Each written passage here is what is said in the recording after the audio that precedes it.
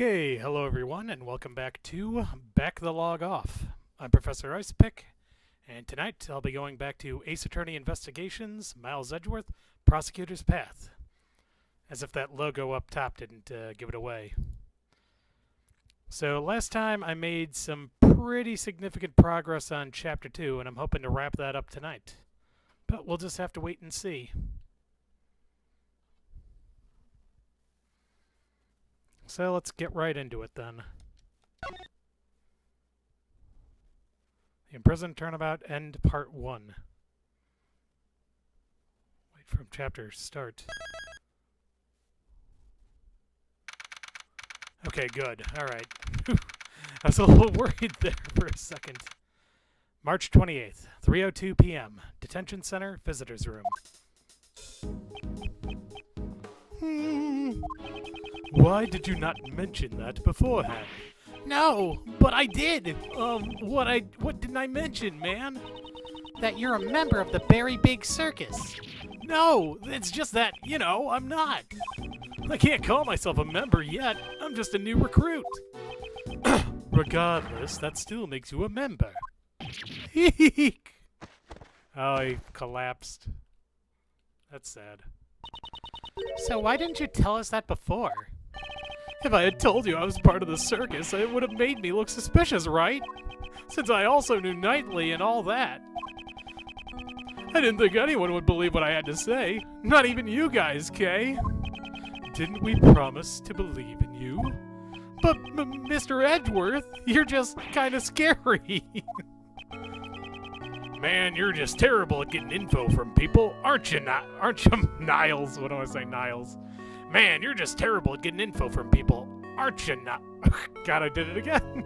Man, you're just terrible at getting info from people, aren't you, Miles? That's none of your concern. Looks like we need to have a talk with him again. So, what did you do in the circus, Simon?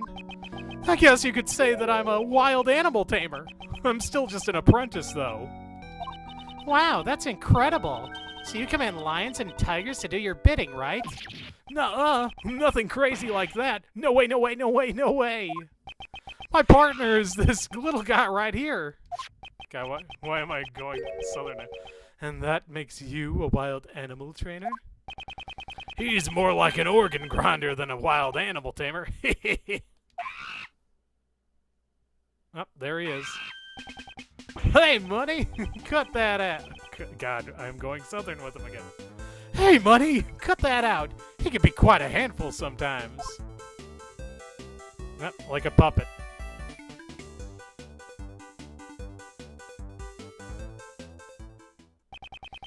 I thought organ grinders controlled their monkeys, not the other way around. Yesterday, you told us you were just a regular employee, correct? Even if I'm a member of the circus, I'm still legally an employee. We're just like any regular company. The ringleader is the boss and I'm just a grunt. I even have a supervisor. She's the head of the Wild Animal Tamer division. No matter what kind of fierce creature, they always immediately follow her every command. She might even be able to get a handle on Miles here. I am not a wild animal. Did you and your supervisor take part in the animal show here at the prison? Yeah, it was just us two. It was a small operation this time around. Basically, my supervisor takes center stage and I take care of all the dirty work. Well, I did have a tiny part in the performance. And so there are only 2 members of the circus that are related to this case. So, can you tell me about your movements around the prison? Okay, I went to meet Knightley 2 days ago around noon. And that's when you gave him the chessboard? That's right. And then at night I started setting up the stage in the courtyard. God, it was pretty tough going back and forth moving all the crates by myself. I left everything in. Workroom A, I think. Just temporary storage. Workroom A. That's where the body was discovered. Didn't your supervisor help you at all? No way! I can't let her do anything like that. That's my job. After I got everything ready, we had started rehearsing. When we left, it was almost midnight. The show was set to start at 8 a.m. the next day and go until 10 a.m. The only one who went in and out of where the body was found was Mr. Keys. And then the body was found just before the show ended. Do you happen to know why you were arrested? It's weird how it happened so fast. I don't think that DePest guy would have just... Whoops. I don't think that DePest guy would just have arrested... God damn it. This is difficult. I don't think that DePest guy would just have you arrested on a whim. I wouldn't put it past him, though. Well, maybe it's because of that. When I was moving the crates, I decided to go check up on him. You know, nightly. You went directly into the detention block? Did you have permission? No, I had to sneak in. It wasn't a formal visit or anything. Didn't you already see him 2 days ago? Why would you go and do such a thing? Well, we're the only friends either of us has had since childhood. He was the same as me. We never had real families. I just wanted to talk with him for a bit, so I went to see him. You didn't have a family? When I was younger, I lost the only family I had, my father. So is that it? I know all too well how it feels to lose your father at a young age. So you're the same as Mr. Edgeworth and me. So it was just the two of you talking at that time? Yes. All the other cells were empty and there weren't any other... God. Yes, all the other cells were empty and there weren't any guards nearby either.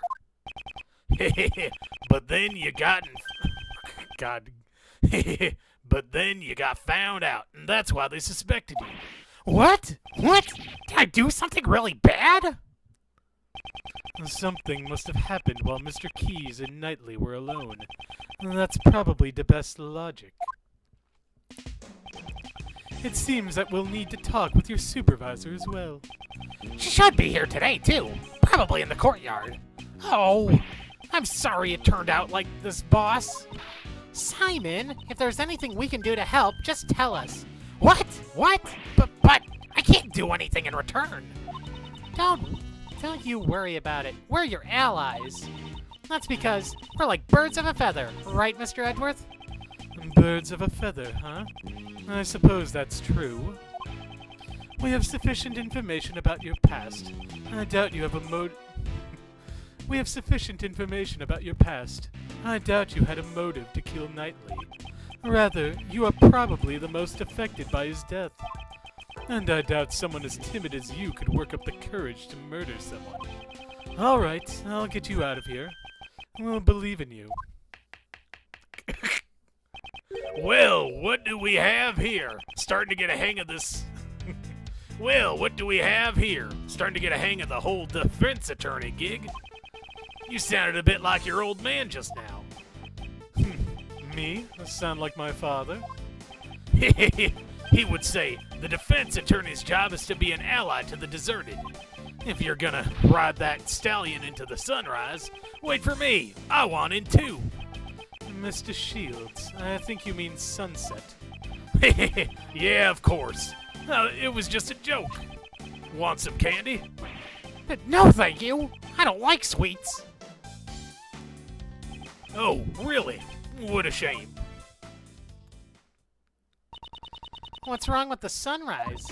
The legendary Yatagarasu is all about the sun, since the sunlight always exposes the truth. Good grief. For now, let's just head to the prison courtyard and see what we can find there.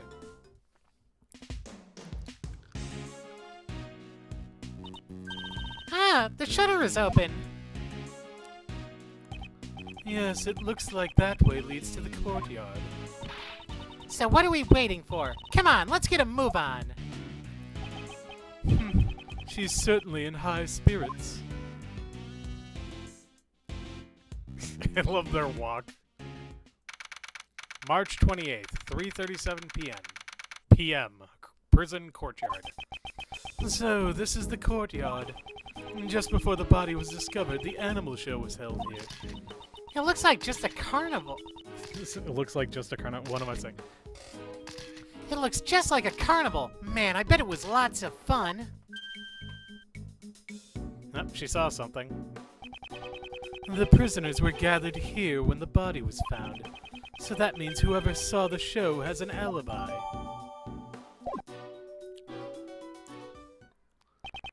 We should start by checking the area for... Eek! K! Cut it out, you! Help me, Mr. Edgeworth! You there! Stop right this instant! Ow, ow, ow, ow, ow! Someone! Anyone help! Down, Astique, down. Who are... Oh no! Oh no, bro! Looks like you found a new playmate. Good for you, Astique. He wasn't playing around. He was about to eat me. Huh? No way. That's impossible. This child doesn't bite. Often. Often, huh? People normally never get to play with an elephant up close. Isn't it wonderful? No, it's not. It's wonderful, right? It was simply marvelous, little lady. Mr. Shields!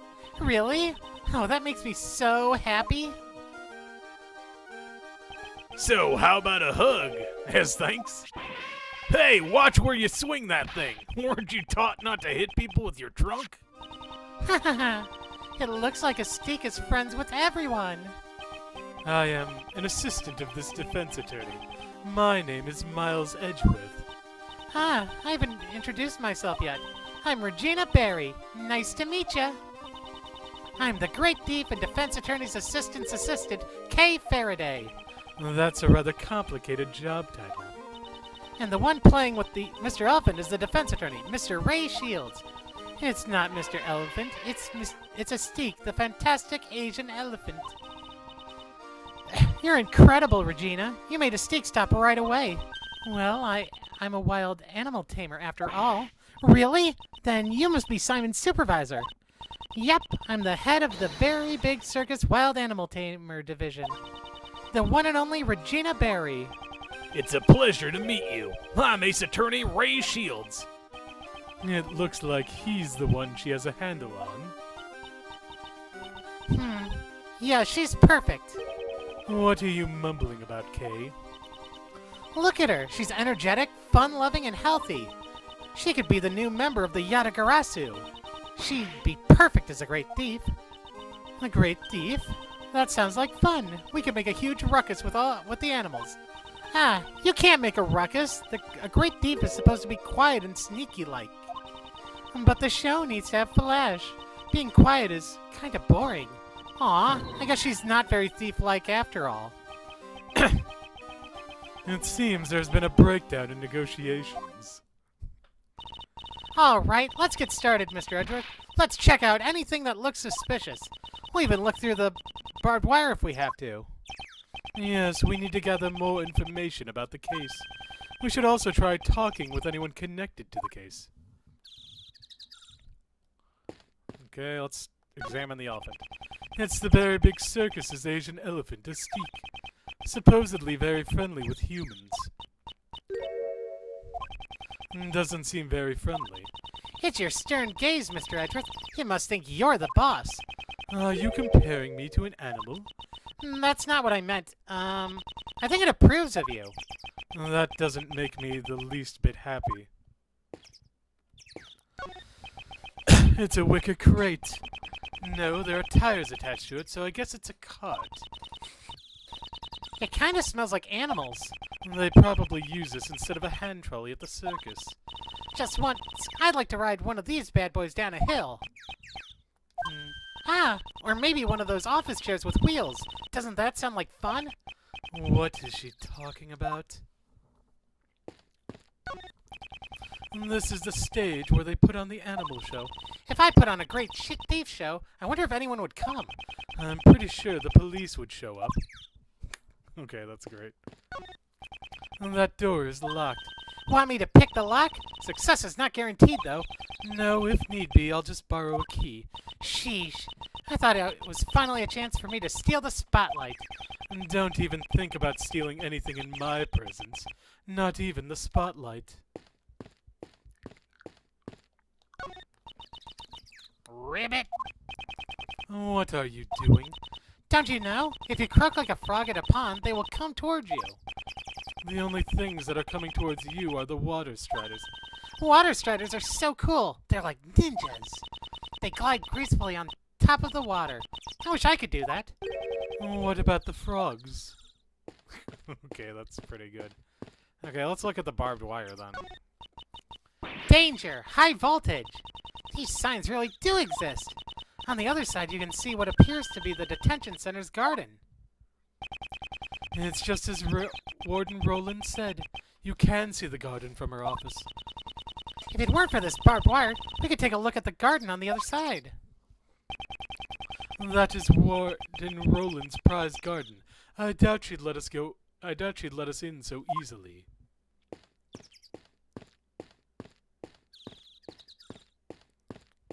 Oh hey, sheets.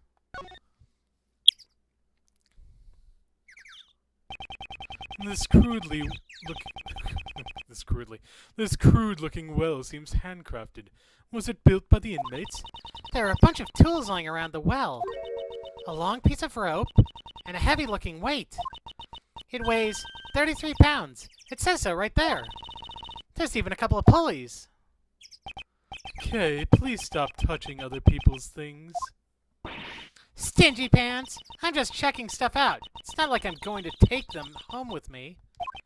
Still, these tools. What were they used for?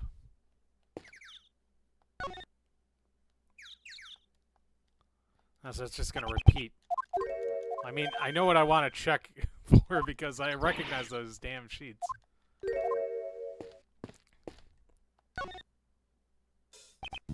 Ah, Mr. Attorney! How are we doing today?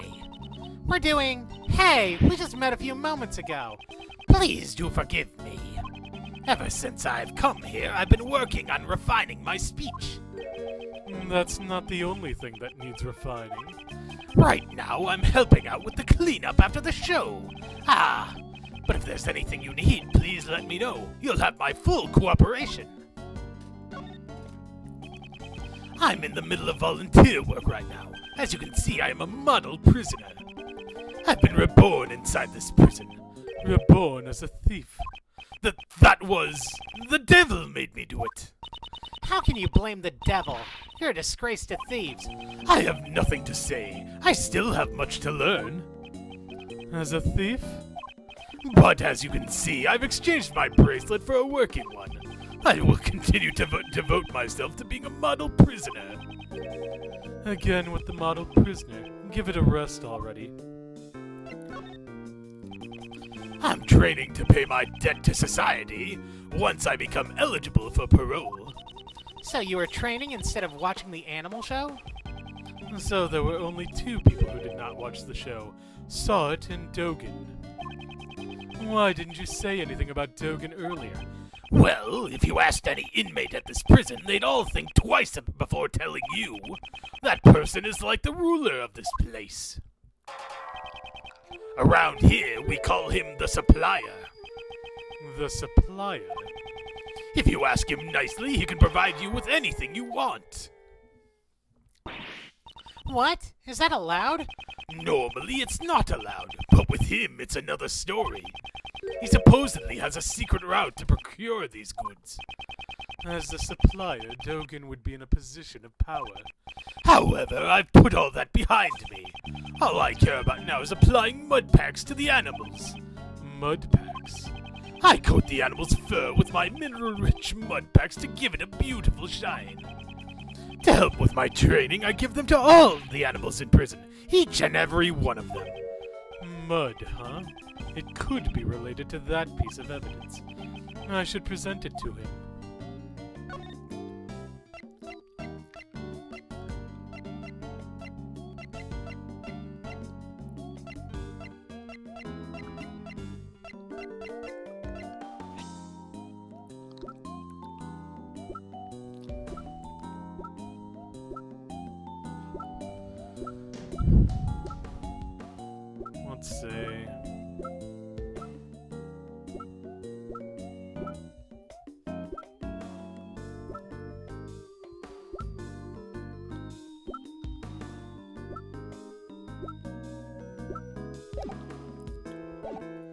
Okay, I'm not sure what piece of evidence I need, but... Yeah, let's talk to Regina for a while. Head of the Wild Animal Tamer Division. Are you Mr. Key's supervisor? That's right. Berry Big Circus was created by my daddy, but Daddy died in a murder incident. Your dad is... But after that, our current ringmaster made the circus even bigger. The ringmaster is Daddy's close friend. He's like a funny uncle. Wow, a funny uncle? That's great, Regina. No! It can't be. Yep, Uncle Mo established the Wild Animal Tamer, Magic, and Ventriloquist divisions. No. Only the Wild Animal Tamer and Ventriloquist divisions have subordinates, though. Berry Big Circus is going to become even more fabulous. Yes, that sounds amazing. The way these two are carrying on, I'd hate to put a damper on things. Could you tell us about the animal show? It's an amazing show. It has a storyline and everything. What's more, it's a love story. Doesn't that sound wonderful? Very nice. Are you the heroine, Regina Pie? Nope. The heroine of this show is a steak, and her partner is Regent the Tiger. Regent the Tiger. It's about the forbidden love between an elephant and a tiger. Elephant and tiger? Forbidden love? That's right. It's what they call a love triangle. Isn't it romantic? It sounds amazing, right, Mr. Edgeworth? Heroine? A steak is a female elephant? Since it's a love triangle, shouldn't there be one more animal involved? Yep, the third animal. He's the one who interferes with the love between a steak and a regent. Mr. Edgeworth, what do you think it is? Well, since it's a circus, perhaps a lion? I think a crow would be nice. The third animal is a naughty little monkey. The scale suddenly got smaller. Ah, Money the Monkey. Nope, the one who plays the role of the monkey is Simon. Money is a little too small. He's like the villain who tries to break up the love between Astique and Regent. How will Astique and Regent control their destiny? Isn't it wonderful? I guess. I thought Mr. Keys just did all the grunt work. Wouldn't you feel sorry for Simon if he didn't get to perform on stage? Could you tell me about the preparations for the show? Simon handled everything, so I don't know that much about it. Simon insisted on it. He wanted me to focus on the show. This has Simon doing something near the well, though. The well? If I recall, it was behind the stage. I'd better go take a look at it later. He even moved this giant cage all by himself. Simon is such a nice guy. That sounds like something Simon would do. While crying profusely. During the preparations, Simon went back and forth between the workroom and the courtyard. We were using the workroom to store our equipment, only Simon entered that room. So I don't know anything about it. The workroom? Was it the one where we found the dead body? So, Simon was the only one who entered workroom A? Man, the bad news just keeps on coming. Mr. Lawyer... Mr. Lawyer, please promise me you'll help Simon. Don't worry. Despite his looks, Mr. Edgeworth is really amazing. Despite my looks? And just what is wrong with the way I look? Oh my! Oh my! God, I can't even... Okay, let's see here now. There you are. God, I can't even do it. There you are, Regina. God, I cannot do it. God, okay. There you are, Regina, darling. Ah, Miss Rowland. I was looking all over for you. I wanted to have a little chat with you.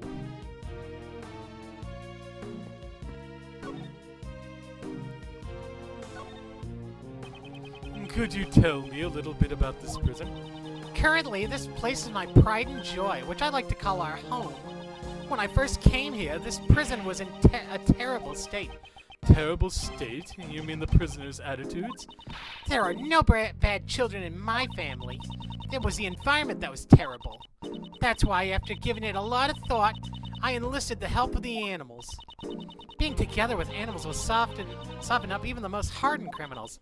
Right now, everyone is returned to their most honest self. Just take a look at Frankie. He's a model prisoner. A model prisoner who is trying to steal from a dead body. There are a lot of model prisoners here, but Frankie is number one. He's proactive with his job training and helps out with the chores. Don't the other model prisoners do job training and chores? Don't be silly. They all do, of course. It's just that Frankie here, he has his sights set on something different. Something feels strange. In any case, he's a very good boy. Please get along with one another. Are they banging? The enchanting music, the prancing animals, the very big circus is fabulous. If you come here, you can see a show once a month. Really? Then maybe I should. Was she just thinking about committing a crime? Once a month, you said. Is it always the very big circus? Of course, I'm Regina Darling's biggest fan. My darling Regina. She's just so fabulous. She just kissed the fox. She's such a cutie pie, I could just eat her up.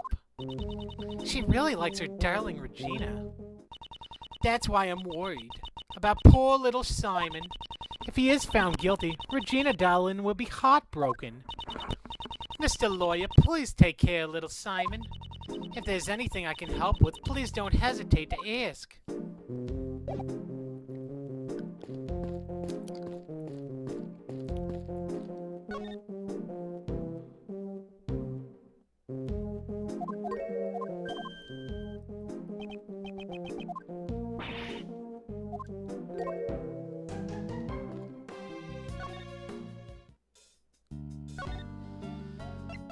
Okay, so mud packs. What piece of evidence has something to do with a mud pack, I wonder?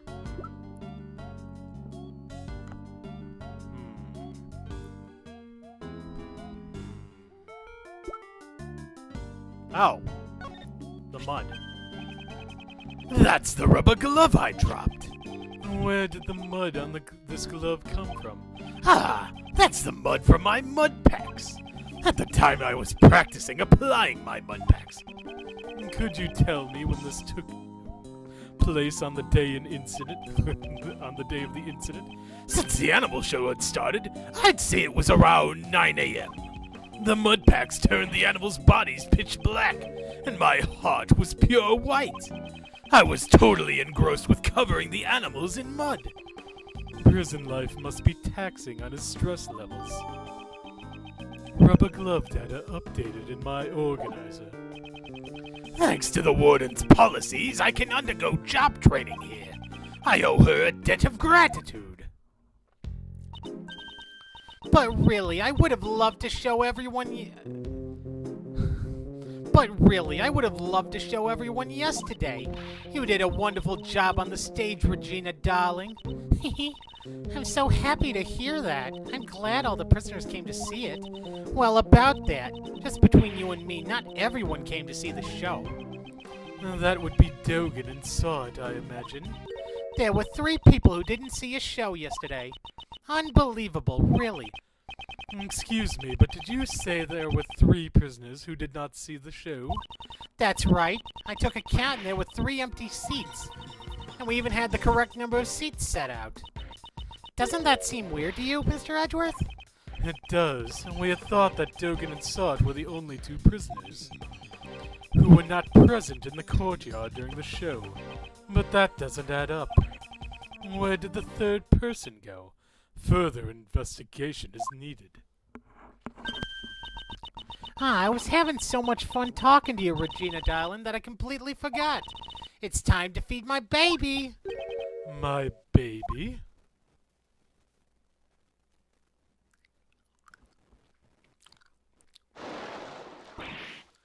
Ah, A crocodile, huh? it's an alligator. Okay, fine. I was close, though. Oh, Allie, you look as cute as ever. Oh, how cute! So her name is Allie? Yep, she's Allie the alligator. She's my favorite out of all my family. How lovely. I want to try petting it. If Regina Dowling wants to pet it, go right ahead. I'll allow it. They seem pretty excited. We need to go check the prison cells, don't we? That's right. Let's look for the third prisoner who didn't see the animal show. This is great. March 28th, 4:02 p.m. Prison hallway. Mr. Edgeworth, I finally found you. Mr. Edgeworth, I finally found you, sir. Detective Gumshoe, I take it the investigation is running smoothly. The judge and that prosecutor haven't shown up yet. Oh yeah, I also got your message, sir. What was the result of the examination of the victim's cell? We hit the jackpot, sir. Traces of blood were found on the cell floor. There wasn't a whole lot there, though. This should prove that the murder occurred in the holding cell. Indeed, the probability has increased. However, we still cannot say for certain. I thought you'd say that, sir, so I asked the lab guys to look into it a little further. They're running an analysis on the blood, so we'll know soon if it's the victim's or not. Way to go, Gummy! Good thinking. Detective, you've outdone yourself. What caused this sudden foresight? I'm actually a little hurt that you're so surprised by it, sir. I hope nothing bad comes of this. Wiped floor data or updated in my organizer. Once we get the results, we can prove that the scene was the holding cell, which leaves. Finding out how that doggy managed to sneak his way in there. Just leave that to me, pal. Since that other prosecutor isn't here, we can investigate as much as we want. That's why I brought my secret weapons with me. Secret weapons? That's right, pal. They've gotten us out of a few jams before. Take a gander at Dick Gumshoe's 7 secret weapons. Looks like he'll come in handy. Want to take up his offer, Miles? Detective, please allow us the use of your secret weapons. Sure thing, sir. First, I'll give you a rundown. Secret weapon number 1, the trusty metal detector. Perfect for finding all kinds of metallic objects. As its name implies. Next, secret weapon number 2. Everyone's favorite pal, Missile. Yay, it's Missile! He can track any scent you want, especially the scent of food. He's much cuter than Mr. Dogan's dog. And then secret weapon number 3. It's, this. Isn't that a fishing pole? What are you trying to catch? No, actually, I just brought it by accident. Never mind that. What's next, Detective? That's all of them, sir. What? You called them the 7 secret weapons, but there's only 3 of them? That's all I have for now, pal. We can use the rest next time. I can't just reveal them all at once. Why do you think they're called secret weapons, pal? It doesn't matter. We'll just use the 3 that he's provided. All right. Which one do you want to use?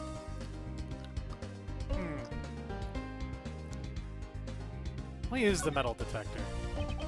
The metal detector, if you please. The metal detector, sir. I'll sweep the area right away. Metal detector activate.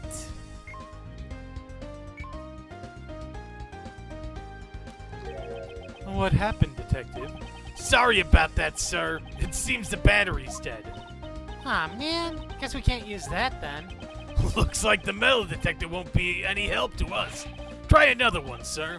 All right, which one do you want to use? And we'll use Missile then. You want Missile, sir? Hey, pal, over here, Missile. Ah, there he is. First, let's decide what scent he should track down. We are searching for the route Dogan's dog used to get to the detention cell. And this route would have also been the same path used to carry the body to the prison. So if we have him track the scent of the body... That should lead us to the path.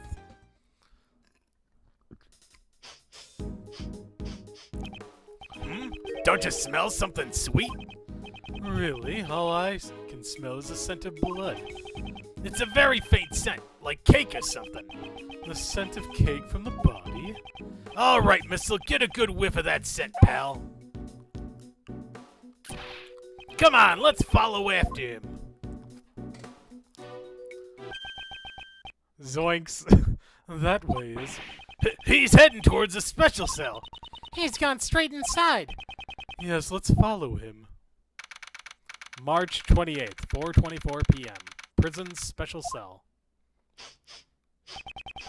This is Dogan's cell, but it looks like he's absent at the moment. Maybe he's being interrogated? What's in here? Shush!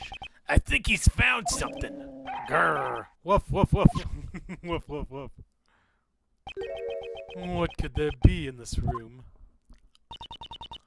Mr. Edgeworth, we better take a look. Huh, cookies. A teacup and biscuits? I suppose he has his tea time in here too. Playing chess while drinking tea in his cell? Isn't this going a bit overboard with this special treatment? It's like he gets whatever he wants. Don't complain to me. You should tell him yourself. I think I'll pass on that. Wait, oh, the bell. Look at this, Mr. Edgeworth. There's a small chisel here. I'm not well versed in woodworking, but this seems to be a pocket-sized chisel. A pocket-sized chisel? Must be convenient to have one wherever you go. Is that from a thief's point of view? No, it's from a great thief's point of view. She didn't even skip a beat.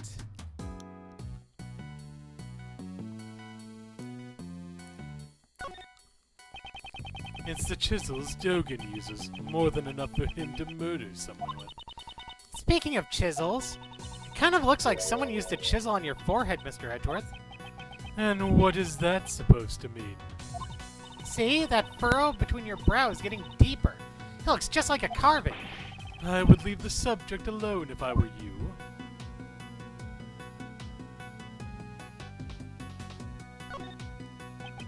It's Dogan's chessboard. It still has that hound piece on it. Ah, the chessboard has legs. Aren't these things expensive? They can be. This is very good craftsmanship. Mr. Dogan playing chess is kind of unexpected, you know? I figured he'd be more of a Go player or something like that. Go? Do you play Go, Kay? I'm really good at Go Bang. But that's not Go. Huh? Missile, maybe this is what you're barking at? Woof, woof, woof, woof, woof. Whoa, hey, knock it off, pal. Woof, woof, woof, woof, woof, woof, woof. Chocolate cake is bad for dogs. If that's how it's gonna be, I'll eat it myself. Wow, that was pretty good. Good for you, but it looks like someone else has a problem with that. That wasn't fair, Gummy. I wanted to eat it too. I doubt it's wise to eat food you'd find lying around around a prison. Anyway, I guess Missile was barking at that cake, sir. That was pointless. Is that police dog going to get the job done? He's fine, pal. He was just following his stomach instead of his nose. Let's track down the scent of the body for real this time, Missile.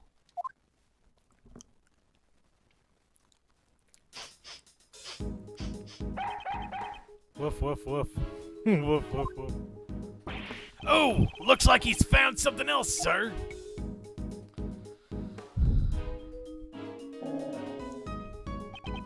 Now it's this cell.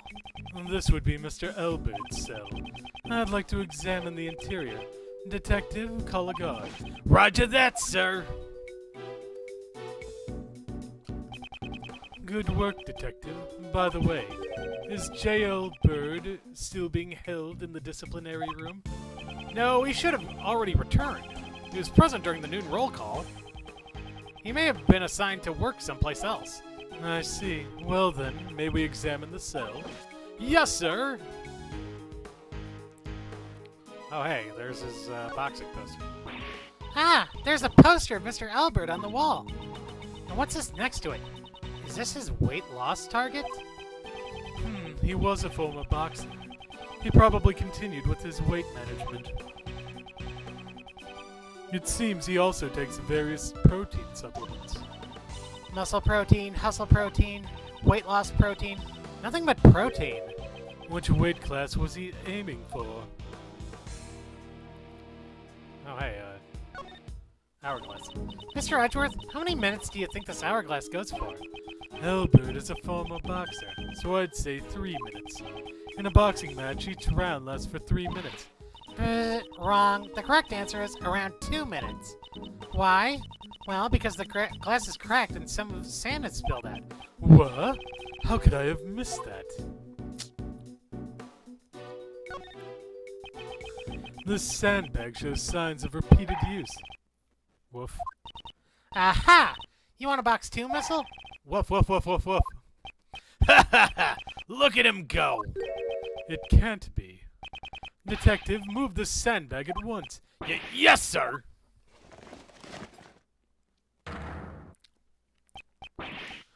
A hole? This is... Woof, woof, woof, woof, woof. Hey, Missile, come back here! I'm going too. Hold it. I'll stop them, sir! Ugh! It's too tight for me, sir! Detective. It can't be helped. There it is again. I'll have to wait for her to contact me.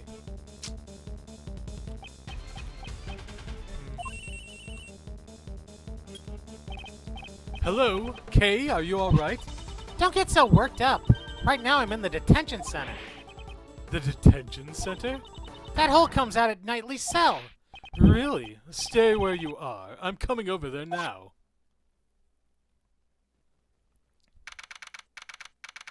March 28th, 5:04 p.m. Detention center holding cell. Kay. Mr. Edgeworth! I really helped out, didn't I? Indeed. She doesn't appear to be injured. The floorboards have been ripped out from under the bed, sir! I see. It seems we found what we were looking for. The passageway between the detention center and prison is blocked by solid doors. However, there was a secret underground tunnel beneath it. We were following a sweet scent and arrived here. That means the scent must have come from Knightley's body. Crime scene notes updated in my organizer. Come to think of it, his body was covered in dirt. It may have been caused by passing through the tunnel. Kay, what was the inside of the tunnel like? It was pitch black, so I really couldn't see much, but I took some photos. Please show us. This is... Spoons and forks? Were these used to dig the tunnel? But more importantly, what are these footprints? These footprints, could they belong to a dog? Tunnel footprints data jotted down in my organizer. What's clearly going to be Missile's footprints. This will surely be vital evidence. However, before we consider that, we have a big problem. A problem? Jail Bird could use this tunnel to move around freely. Detective, confirm his whereabouts post-haste. Perhaps he's... You may be right, sir. This is a big deal. After speaking with the guards, a search for Jail Bird was carried out immediately. They searched every nook and cranny of the detention center and the prison. But in the end, they found no sign of him. March 28th, 5:34 p.m. Detention center hallway. Did you contact the police? Yes, ma'am. We've already done that. We've set up a security perimeter around the prison, ma'am. Right. This is the first scandal in our prison's history. We're so sorry. She's completely different from before. Mr. Edgeworth, was it? Thank you for finding the escapee's tunnel. But it's a little too late. Mr. Albert has long since left here. I don't believe he has gone beyond the detention center. There are security gates located at the exit of the detention center. I believe it would have been difficult to get through those, wouldn't you agree? Maybe he has another tunnel. We certainly can't deny that possibility. However... Anyway, there's no use in you being here now. Please return to your investigation. Yes, we'll do that. You guys get back to your posts, too. Yes, ma'am. Detective Gumshoe, sir. We've got the results of that blood test you requested. Good work, pal. These are the forensic results on the bloodstain found in Knightley's cell. So what's it say, Mr. Edgeworth? The blood is confirmed to have been Knightley's. Wipe floor data updated my organizer. Hey now, that's great, good news! We found the blood stain in Knightley's cell and discovered the tunnel the dog used. Furthermore, the security camera shows footage of a dog attacking Knightley in his cell. We have all the evidence we need.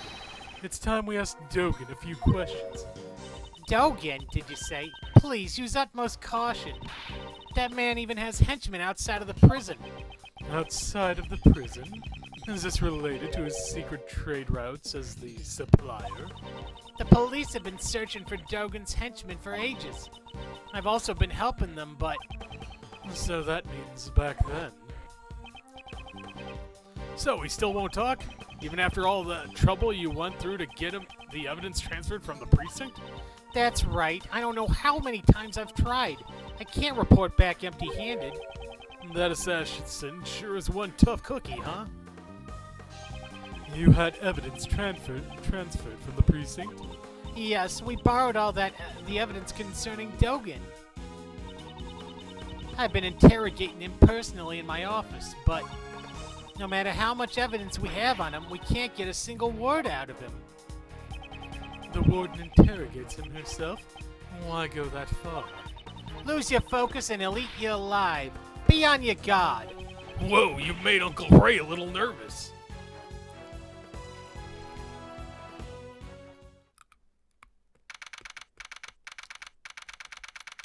March 28th, 5:55. Prison, special cell.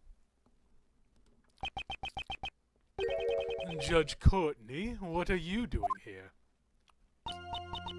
Questioning a prisoner. Did you forget that we're investigating as well? Or rather, have you forgotten my warning? If you value your badge, you should not have appeared before me again. I'm sorry if you thought that I would abide by those words. I won't overlook something important just to heed your warning. I've come for a testimony about the truth of this case, which you have overlooked.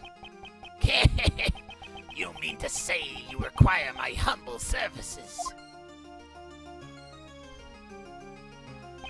As I promised, I've returned to prove that you are the culprit. Interesting. Do tell. Before that, you should first listen to our reasoning. We can say with confidence that Simon Keyes is the culprit. Only Simon Keyes could have moved Mr. Knightley into the prison.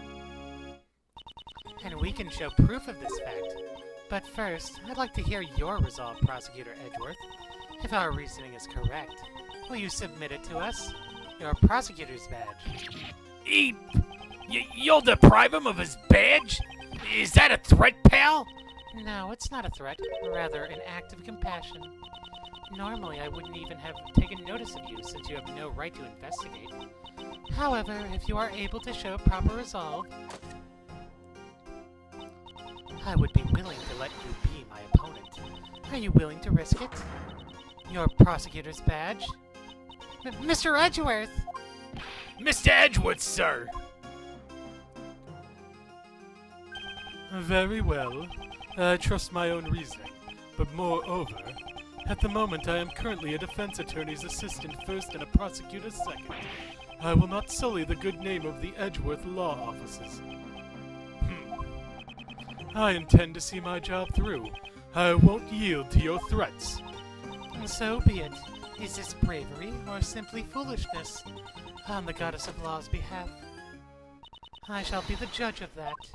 Sebastian, allow me to... Yeah, I got it. I'm counting on you, Justine. Oh boy. Movement to the prison. I presume you know of the incident Mr. Knightley caused the day before yesterday? He attacked a guard and stole his keys. Afterwards, Simon Keyes stopped by his cell with an animal cage for the show. During this time, Mr. Knightley was able to use the stolen key to exit his cell. He then hid in his cage while it was moved to the prison workroom. So, Mr. Keyes went to his cell after all. After hearing you talk about the security camera yesterday, we investigated it ourselves. Why don't you have a look?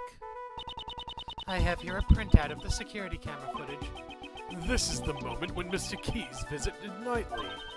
Exactly. As you can see, the cage creates a huge blind spot in the cell.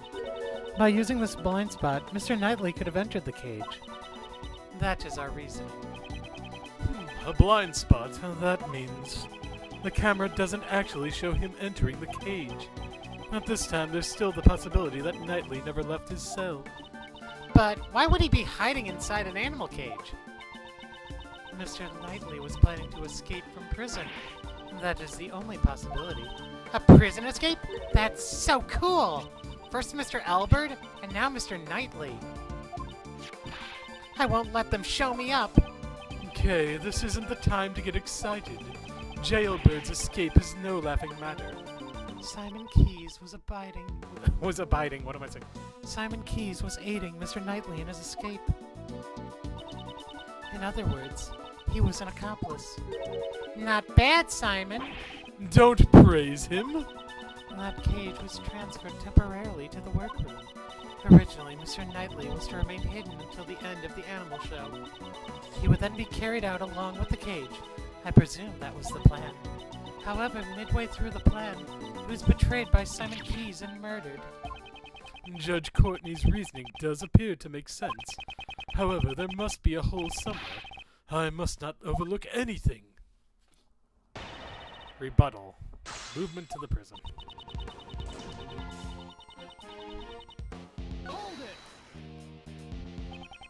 Judge Courtney, about this incident. You do not know of it? That would be unbecoming of you, Ace Attorney Miles Edgeworth. Naturally, I know of it. However, you said... Is that the case? In that case, this is a waste of time. I shall continue. Mr. Knightley...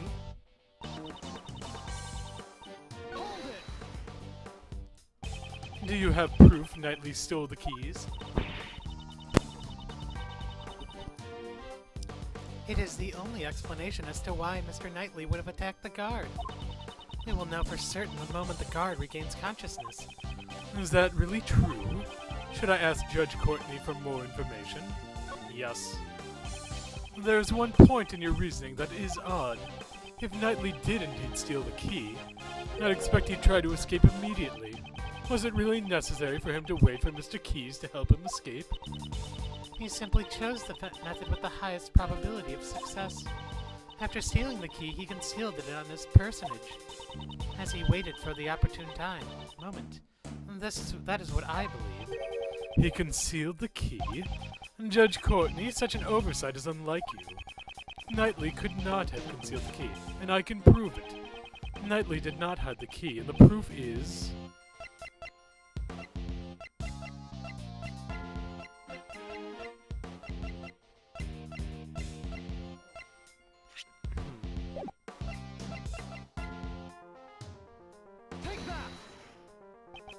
Judge Courtney, could you take a look at this piece of evidence? I'm afraid I cannot accept that piece of evidence.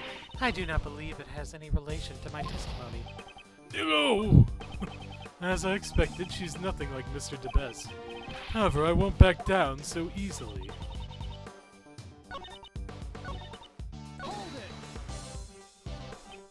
So, Mr. Key's actions were intended to help Knightley escape from prison. Yes, he stopped by the detention center's holding cells with the cage. This is Simon Key's own testimony. It can't be denied.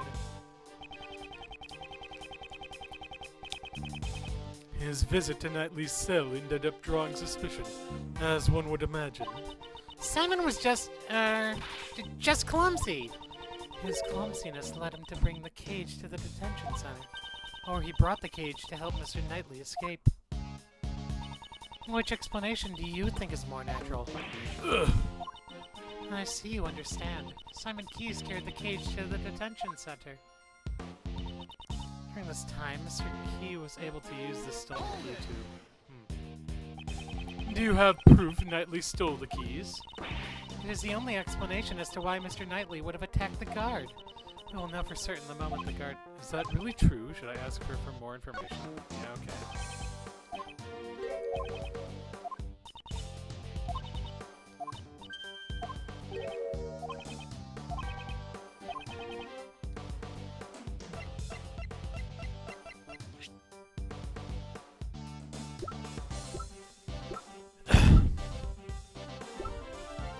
see.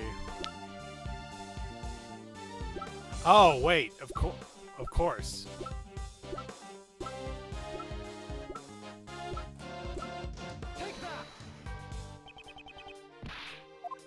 It's a contradiction in your testimony. I cannot authorize this statement. And why not? Because it's obvious you're bluffing. Oh, is that the impression I give off? Next time for sure, I will present evidence that will silence her for good.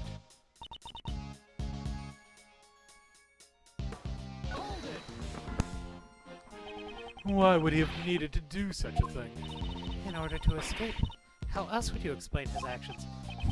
That is... The animal cages are made of metal. They would not have been subjected to a check. The animal show takes place once a month. So naturally, Simon Keyes would have known about it. That wasn't enough to negate her point. As long as the cage was covered, it would have been simple to avoid the guard's eyes. But instead of helping Mr. Knightley escape, Simon Keyes betrayed and killed him. This is a truly unforgivable crime. She says Mr. Knightley stole the keys, but he denied it, didn't he? Unless Knightley had the keys, this logic doesn't hold up. This will be the breaking point. I'll try pressing the testimony further.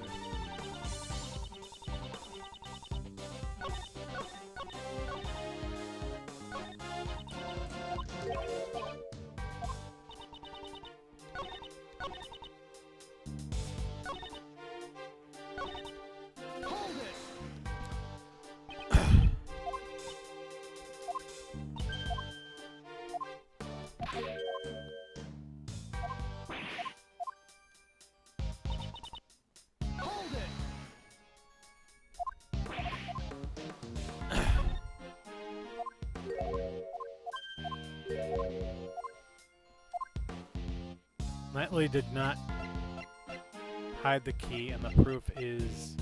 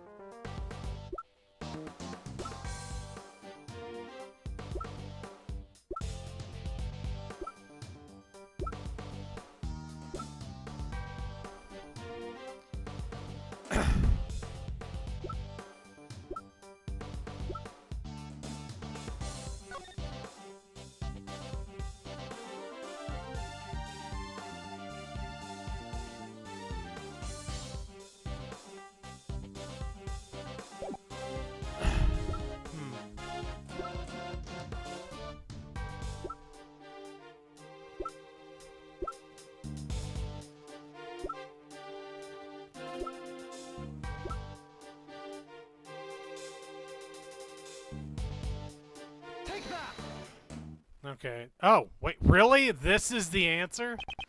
Haven't the guards informed you yet? They searched Knightley after you attacked the guard, and the key was nowhere to be found. Since the key's location is unknown, your logic doesn't hold. That is not an issue. There is an explanation. Mr. Knightley had the key. It simply wasn't found. The reason being, he concealed it inside the chessboard. The chessboard? You mean the one that concealed the murder weapon?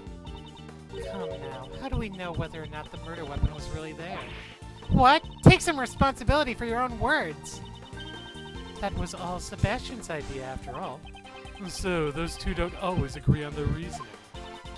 In other words, once we put all the pieces together, Mr. Knightley concealed the key he stole from the guard inside the chessboard. When Simon Keyes arrived, Mr. Knightley used the key to slip out of his cell. He entered the animal cage and was transported to the workroom, all thanks to his accomplice, Simon Keyes. Mr. Knightley had planned to be carried outside after the show had ended. However, he was betrayed by his accomplice and murdered during the circus performance. Mr. Keyes performed in the show. He would have had no opportunity to murder him during the circus performance. No opportunity, is that so? The story plays itself out on the stage. And such was the case with the animal show. So, she examined the content of the show. The suspect plays the role of the villain who antagonizes the elephant heroine. In the final act, the villain is defeated by the heroine's love and all ends well. At that point, the suspect in the role of the villain is blown away by the heroine's burning love and makes his exit. Blown away by the elephant? But was he hurt? After being blown away, the suspect disappeared from the stage. The suspect was absent from the stage for about 15 minutes. Are you saying the crime was committed during that time? Even in such a short period of time, it would still be possible to carry out the murder. Don't you think so? Here we go. So, he committed the crime in 15 minutes and then returned to the stage. That may have been possible if the crime scene had been the prison. Judge Courtney, the actual crime took place in the detention center. I'm afraid I cannot accept that camera footage alone as evidence. As for evidence, I have it. Well then, please show us your evidence. Where is the evidence that shows the scene of the crime was the detention center? That would be the wiped floor, of course. This is the floor? Oh, goddess of law. I'm unable to comprehend your mysterious ways. This is what we discovered. The area here was tested positive for Mr. Knightley's blood. Oh, she's staggering. This blood test, can it really be trusted? To begin with, how were you able to conduct a scientific investigation?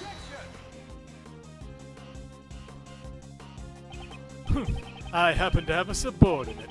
I can't vouch for his competence, but he is a man that I trust. That detective? This concerns me. I cannot think why one would disturb the order of law. The Prosecutorial Investigation Committee's influence goes as far as the police department. Gummy's in trouble? Forgive me, Detective. I'm afraid something bad may come of this. I will accept the fact that blood was found at the detention center as evidence. However... How ridiculous! This is unthinkable of you, you third-rate prosecutor! Mr. DeBest, you're here? I'd completely forgotten about him. There's a giant contradiction in your statement. According to this tape, a dog killed Knightley in his cell. Then after he left his cell, the blood on the floor was wiped away. Ah. Did the dog wipe away the bloodstains? As if that could happen. That is possible of my Anubis, right, boy? What? That was one of the tricks I taught him while I was still in the outside world. He makes sure to hide any bloodstains he makes, so as not to leave behind any evidence. I was saved, if only by chance. Shouldn't you have taught your dog to shake or something? Anubis also performs that trick very well. But the shake I taught him is a little different from others. First, he bites the victim's hand. Stop, stop, stop! I don't want to hear anymore! I see. I understand. Prosecutor Edgeworth, it appears you've gathered a good hand. I'm glad you understand. My argument isn't over yet. Objection overruled. Hey now, that's a little harsh. Sebastian, would you allow me the privilege of explaining? Sure, Justine. Do you finally realize? The murder occurred in the detention center. Therefore, that assassin's pet dog. My opinion has not changed, unless I can understand how the dog was able to enter and leave the crime scene. I'm afraid I cannot accept your logic, Prosecutor Edgeworth. Oh, we do. I've been waiting for you to say that. Now let me show you. This evidence shows the route the dog used to go between the detention center and prison.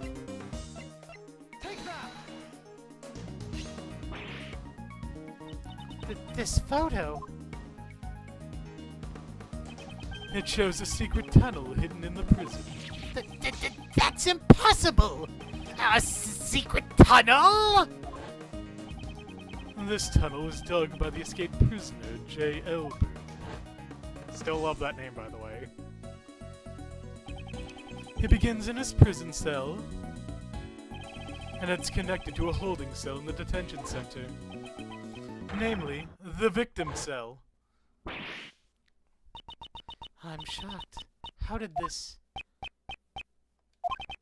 Dogen, you must have known of this, since you used this tunnel to commit murder.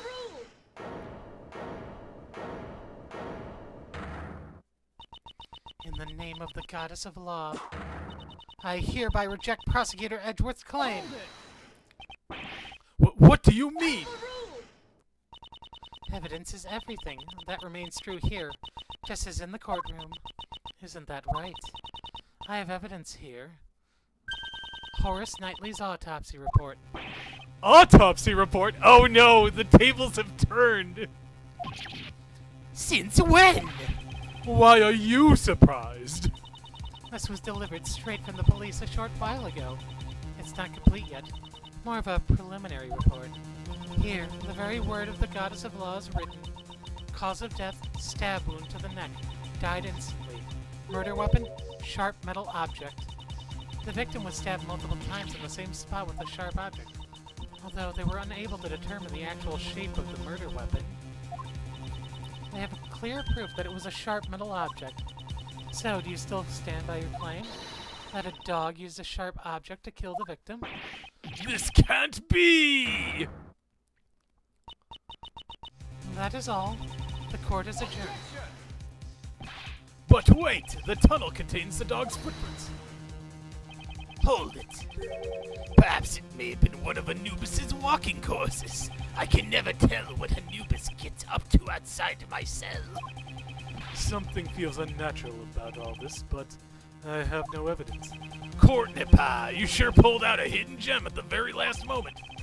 She waited for the perfect time to reveal the autopsy report. Have I let her outwit me again? Appointed Attorney Shields.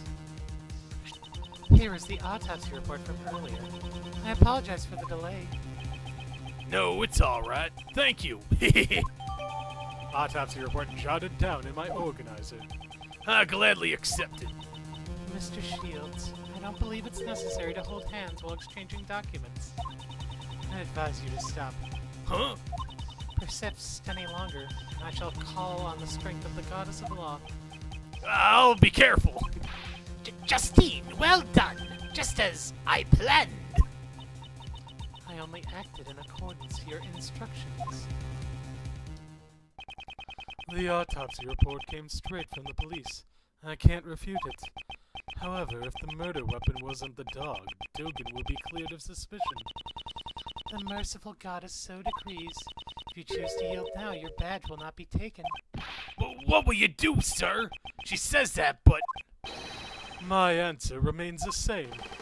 Judge Courtney, it is as I said before. I will see my job through. I will not yield to threats. So even now, you still refuse to give up? If you want to keep your badge, this may be your last chance. Right now, I am a defense attorney's assistant. What I protect is not my badge, but my client. The goddess of law grows weary of your sentiment. Hold it. Now we're talking. Miles is starting to understand that a defense attorney never gives up. Actually, those were the words of your old man. My father? It really is in your blood. You're the spitting image of him right now. You said it yourself. You've changed since you were tainted by Von Karma. It's only now that I've actually come to believe it. Mr. Shields. I'm just gonna stop real quick. If Shields dies in this game, I'm gonna be very depressed. If he dies in Chapter 3, I'm going to be, like, heartbroken. Well then, Miles. Now's the time to put those skills to the test. Think beyond your limits. The murder weapon was a sharp object. Does that really negate your reasoning? The murder weapon was a sharp object? That's it. There were 5 chisels placed inside this special cell. Dogen is a former assassin. It's quite possible he can kill someone with just a chisel. In that case, the weapon that killed Horace Knightley was... Is that all? Well then, I suppose you'll be giving up. Evidence is everything. Didn't you say? The murder weapon was a sharp metal object. However, such a weapon has yet to be found. What? So what are you trying to say? The only decisive evidence is the actual murder weapon itself. And that was in plain sight this whole time. The real murder weapon is Dogen's chisel. What did you say? Take responsibility for your own statements. The scene of the crime was Mr. Knightley's cell. You said so yourself. If the evidence changes, then so will my logic. That too is courtroom procedure, is it not? If the chisel was used, that means the killer was human. However, the fact remains that we cannot deny the security photo. Yeah, what about that photo? I'll give you the answer. This photo shows the moment.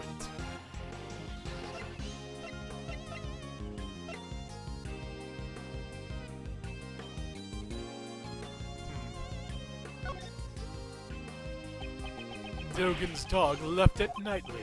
However, the victim did not die at that time. Didn't die? He was only knocked unconscious. The dog didn't move a dead body, it moved the unconscious nightly. And the real killer was its owner. I see. If the victim was moved, it would have been possible for Dogen to commit the murder. And use the murder weapon. Indeed, the killer is Sirhan Dogen. It can only be you. I bet your teacher used to write on your report card. Needs to pay more attention on what others say. I would think that describes you more. We examined that room, every crook and granny. Right, Justine? Every crook and granny, I love it. We examined all 4 of Dogen's chisels and found no traces of blood. Thank you, Judge Courtney. Thanks to you, I am now certain. Thanks to me. Whatever do you mean? When I came here earlier, I saw 5 chisels. That's right. There were definitely 5 there before. So the one that disappeared was... The smallest one, presumably for portable use. Dogen, where's that chisel? I'm not free to leave this place. I've no need for a portable chisel. Not free to leave? In that case, he mustn't have been free to hide the deadly chisel either. Dogen, you just dug your own grave. It seems you know something. Would you care to show it? Dogen couldn't leave, so the place he hid the chisel is... Oh, wait, I know, fuck.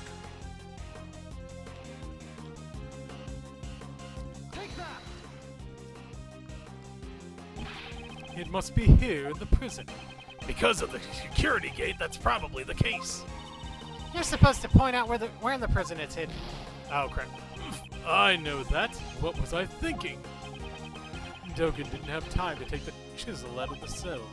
In that case, there's only one place he could have hidden it. So what, in his cell? Dogen is a prisoner, so he can't leave his cell freely. Perhaps he could have sent his dog out to dispose of it. But he would not have been able to confirm the weapon's location. So what does that leave? Above all else, special metal tools are allowed in this cell. Even if one chisel were to appear here, no one would suspect a thing. You'd be a fool not to take advantage of that. I see. Of course, it's always safest if you do something yourself. But I examined everything. I didn't find any hiding places in his cell. I am certain that the murder weapon is here. The reason you haven't found it is because it was cleverly hidden. Hold it. You said I hid. You say I hid it? Where exactly? Think, where could he have hidden it? I have to remember everything up to this point. There must be some clue.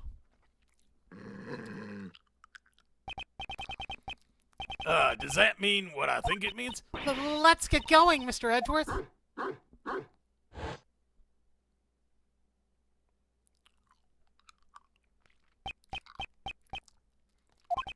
Come to think of it, that dog hasn't barked at me once today. Previously, when I came to the special cell, it barked on Dogen's command. That's it! That's what's been out of place. There's just one place he could have hidden the murder weapon. Giving up already? How dull, how dull. I will present evidence. This piece of evidence shows where you concealed the murder weapon. The dog. Hasn't your dog been awfully quiet today? Now that you mention it, it hasn't barked at all. Before it was... Sir Handogan, open that dog's mouth now. Anubis doesn't bark needlessly. I ordered him to do that before. In that case, order it to bark now. Naturally, you should be able to, if you have nothing to hide. It was inevitable. Anubis, show them your mouth. As you can see, a dog of this size can easily conceal a small chisel in his... What? Why a chisel? The dog really had one in its mouth. I thought he was unusually quiet. Was he unable to follow the discussion?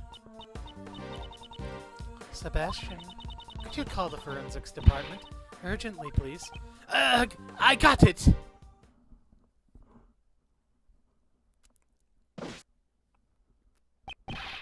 A reaction! This chisel tests positive for blood. What? I guess that proves my theory wasn't just nonsense.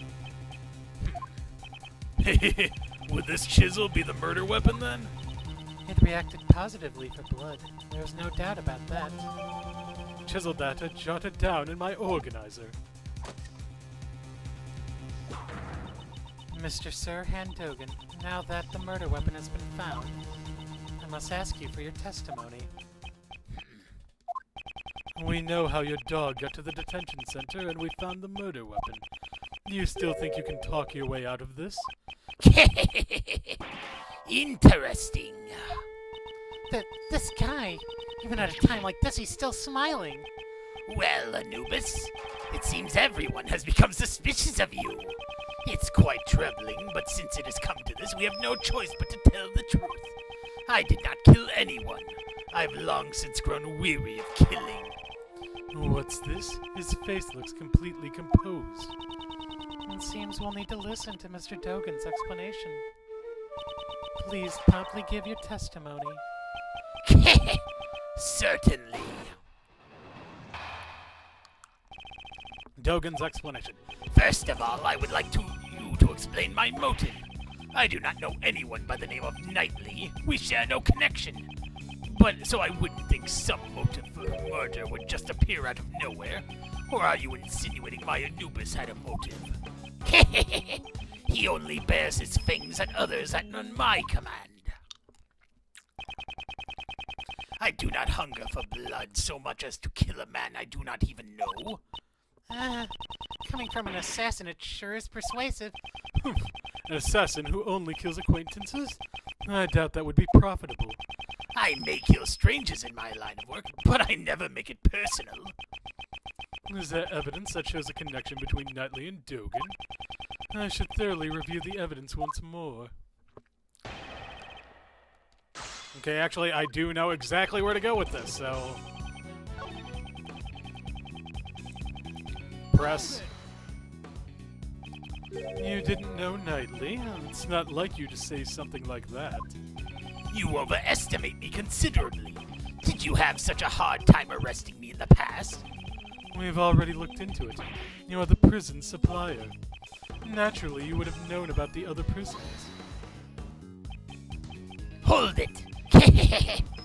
Hearing one thing and knowing 10 is just an ideal.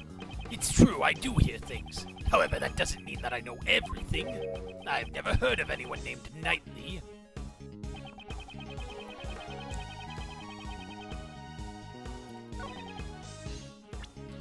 Okay, there we go. So I didn't need to press it, I could just present. You've lost your touch, Sir Handogan. If you had your dog clean up after you, you would have disposed of this too. This is a record of a correspondence chess game found in the victim's cell. This record and the chessboard in your cell Both clearly depict the same game. Oh, he reacted! What? I've heard that the number of possible chess positions is around 10 to the 120th power. 10 times 10, 120 times 100, 1,000, is that even a real number? Indeed, there's absolutely no way these two could have coincided by chance. Tell us your reason for killing Knightley, unless you intend to explain this as a coincidence. Well, don't they say that the truth is stranger than fiction? It is as you said. This is merely a coincidence. But there's no way that could have happened. My correspondent's chess opponent was the victim in this incident. What a horrible coincidence. Aren't you shocked too, Anubis? Knightley's memo updated in my organizer. Anubis, my boy. Looks like I'll have to tell them the truth, Anubis, my boy. The animal show or something. That was when everyone left. Anubis brought the body to my cell. He had already been stabbed in the neck with the murder weapon. I did not wish to be suspected, so I had Anubis carry the body to the workroom. After that, he pulled out the murder weapon and returned it to me. So you're saying the one who pulled the weapon out was Anubis? That's right. If I pulled it out the murder weapon here, the blood would have been a problem. Mr. Edgeworth, isn't this what that saw it guy said? A large black dog was biting into the neck of the victim. What? What did you say? It was a truly hellish scene. That dog killed him. I see. So that means Sawt witnessed the moment the murder weapon was pulled out. Oh yes, that prisoner's testimony. It surprised me when I first heard it. It's not often that Anubis makes a blunder like that. Right, boy? Now, I believe that explains my actions. I did not kill him. All I did was remove the murder weapon. Now, will that be all? Anubis is getting tired. Objection. Whoa there, just a minute, Mr. Dogan. Mr. Shields. Isn't there one thing you haven't explained? Why would you need to pull out the murder weapon in the first place? That's right. I understand why he'd move the body to draw suspicion away from him, but he didn't need to retrieve the murder weapon. I thought him just a fool by how quickly his scent has changed. Care to elaborate, Mr. Dogan? It was because of this bell. The bell attached to the murder weapon, and the bell on my dog's neck. They share a distinctive shape, wouldn't you say? The assassin Sirhan Dogan's trademark. An assassin's trademark?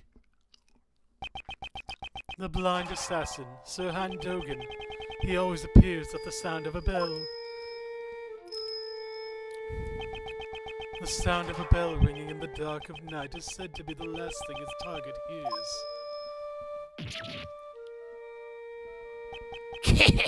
You remember well. It has been a while since you last saw my bells, after all. When I prosecuted you in court, I confiscated a knife with the bell attached to it. Yes, my bells. There are only 2 in the world. Only 2? They're custom made, attached to my knife in Anubis's collar.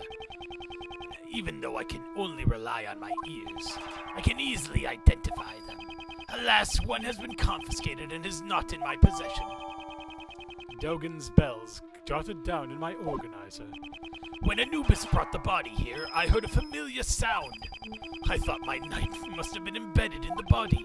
So imagine my confusion when I found out that it was merely a chisel with my bell attached. Indeed, your bell is nothing like this, your knife is nothing like this chisel. Either way, those bells are my trademark. Moreover, I'm the only one in this prison who uses chisels. With all this, I knew I would be falsely suspected. So I removed the murder weapon and hid it. So, you're claiming that you only moved the body? Hold it! Didn't I tell you? That chisel isn't mine. You think I'm lying? Go ahead and check for my fingerprints. Sebastian? Eh? Me? But how do I check for Forensics. Yes, ma'am. Ma'am. Reaction. We have fingerprints. They're Knightley's, Justine. What about Dogan's? Nope, just Knightley's. And there's no evidence of prints being wiped either. Only Knightley's fingerprints? It can't be. Should we re-examine it? See now? I never even touched that chisel, because I ordered Anubis to carry it in his mouth. In other words, the fingerprints belong to the chisel's original owner. Ugh. The murder weapon's owner was the victim? This is perplexing. At any rate, I did not touch the murder weapon. In other words, the killer could not have been me. Isn't that right? Gah! I have nothing to refute that. How could this... Is he really not the killer? Could Dogan's testimony actually be true? This can't be! It seems this is sufficient enough not to warrant any further explanation. As it stands, you have not changed the state of this case. I believe this is more than enough reason for us to relieve you of your badge. To save any needless fuss, I'd suggest you hand over your badge now. This is bad, sir. They sound serious. It's regrettable, but with those prints as decisive evidence, I'll have to rethink my logic from step one. But there are still many unexplained things. Why would Mr. Knightley be carrying a chisel? It could be used for many things, perhaps even prison escapes. Well then, how did he carry it into the prison? I mean, the prisoners aren't even allowed cutlery. Right, Mr. Edgeworth? Mr. Edgeworth! Even if your reasoning is off at first, you shouldn't let that confuse you. The most important thing is to arrive at the truth. Isn't that right? It doesn't matter how you get there. The end result is to save Simon. We have to do everything we can for his sake. Well said, Kay. Nice one, Kay. I really want to scout you for the law firm now. Remember when Uncle Ray said a defense attorney never gives up? Miles, do you understand the true meaning behind those words? The true meaning of those words? Defense attorneys carry the fate of their client on their shoulders. You are the only person your client can rely on. Just like with Mr. Keys, we're the only ones who can save him now. We are linked by fate to our clients. That is why we must never give up. There is no way Uncle Ray can go against the teachings of Gregory. So, what will you do? Currently, I'm a defense attorney's assistant. No, an assistant at my father's firm. I have made a commitment to this case, therefore, if I don't save my client, I cannot say I've achieved it. I will abide by this, to save Simon Keys. No matter how many times my logic fails, I will always find another possibility. Okay, you're finally back. Well then, let's search for that other possibility. To start with, do you think there was a way Mr. Knightley could have brought the chisel into the prison? The method Knightley used to bring the chisel into the prison was... Of course, the chessboard! Normally, metal objects can't be brought into the detention center or the prison. They'd just be caught by the security gate. However, there is one way to avoid this, and that is if they're sent in a package to the detention center. That gate is only used on people. In other words, packages sent to the detention center undergo a sampler check. So they don't use a metal detector for that. This never should have happened. It seems the guards were too careless. Knowing this, Knightley asked Simon to send him a package, namely a chessboard containing the chisel. Well, this has solved one of our problems. The fact that the chisel was not Mr. Dogan's but Mr. Knightley's. Chessboard data updated in my organizer. Given this, one major issue remains. The security camera shows a dog attacking the victim. As long as that exists, I will maintain that Dogan is the killer. But Dogan never touched the murder weapon. I'm stumped. We also desire a conclusion to this matter. Mr. Edgeworth, we can use one of my secret weapons, sir. Secret weapon number 4, the video analyzing machine, Mr. Analysis. What's with that ridiculous name? I named it myself, sir. This'll let us analyze video footage in detail. Go ahead. You'll soon see I'm not lying. I don't know what will come of this, but all we can do now is investigate. Mr. Edgeworth, do you know how to use Mr. Analysis? A video analysis machine? Should I hear how to use it? Yeah, okay, sure, let's hear it. Detective Gumshoe, could you show me how to use it? Of course, sir. Fundamentally, it's the same as investigating a crime scene. Just examine anything that piques your curiosity. To examine, I just press the X button. Now I'd like you to look at the buttons below the monitor. The left and right buttons will rewind and fast forward, respectively. And the center button lets you pause the video. Let's make good use of it to advance our investigation, sir. To rewind and fast forward, I press the Y and A buttons. And to pause, I press the B button. While paused, you can go to the previous frame or the next frame. You just use the same left and right button as before, sir. Next, I'll explain how to zoom in. Just point the cursor at the area you want to zoom in on and press the button on the upper left of Mr. Analysis, the one that says Zoom Plus. It seems I can also use the L button to zoom in. And after you've zoomed in, you can examine it just like you would the original image. Use the previous frame and the next frame buttons to examine frame by frame. But you can't actually play back the video in this mode, so keep that in mind. And what should I do if I want to zoom out? Just press the top left button on Mr. Analysis again, sir. Now it should say Zoom Minus. That concludes the explanation, sir. Well then, let's turn on Mr. Analysis. Use Mr. Analysis to examine any suspicious part of the video, sir. And this is the video from the detention center's camera. I believe this was the moment when Knightley was being attacked by the dog.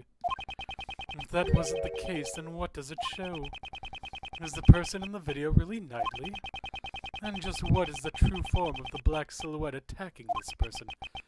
I should check the video and try to find the answers to these two questions. There could be unexpected things in unexpected places, so be sure to check every nook and cranny of the video, sir. What part of the video is strange?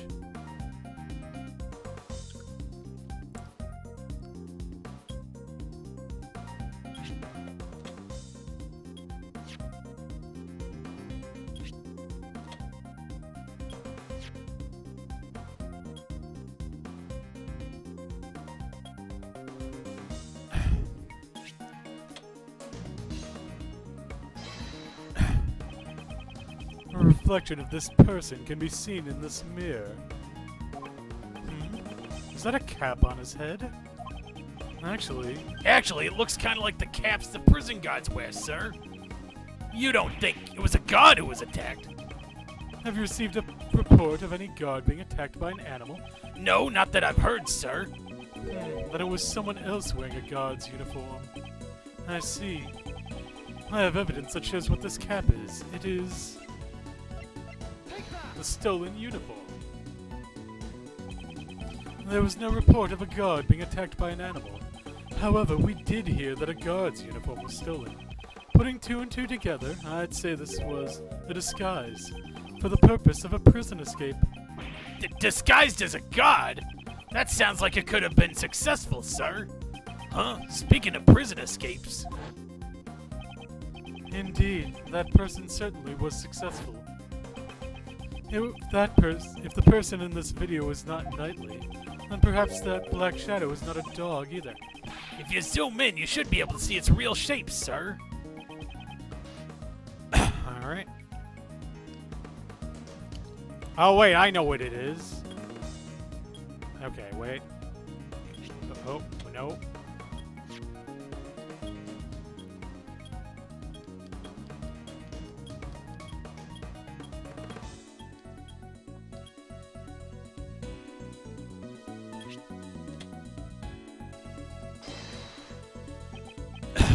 This is...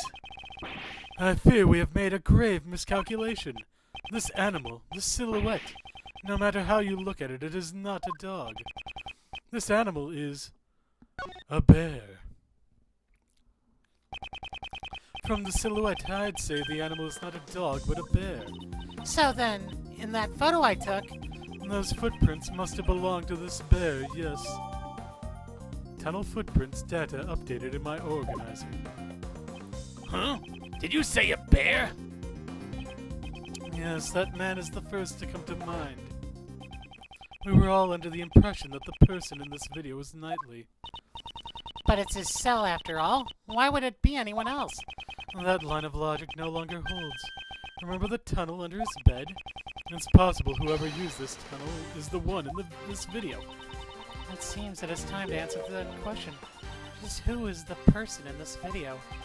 The person in this video is...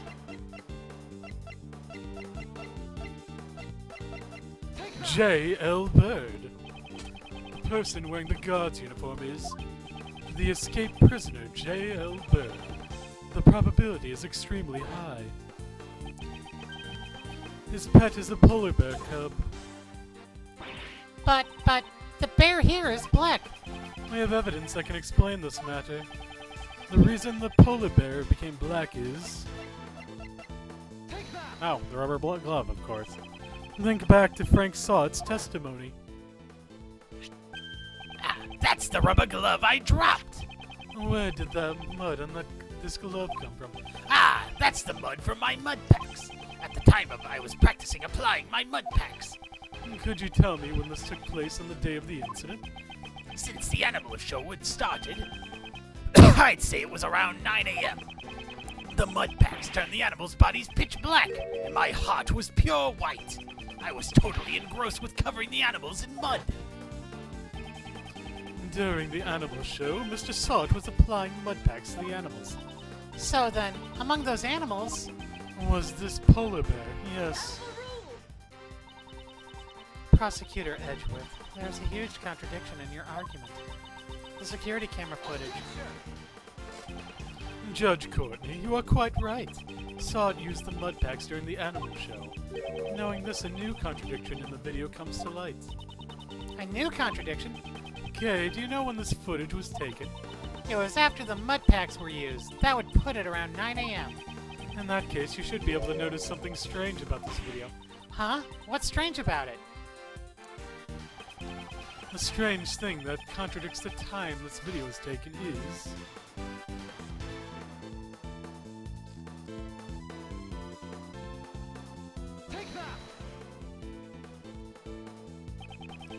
The time Sod covered the polar bear in mud was around 9 a.m., which means this video should have been taken at 9 a.m.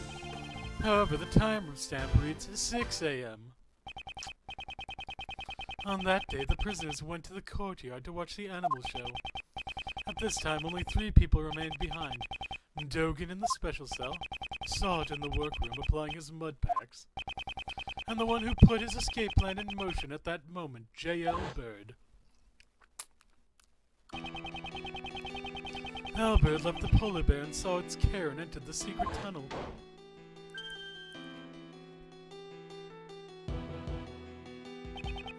However, the bear escaped from Sod and followed after its owner.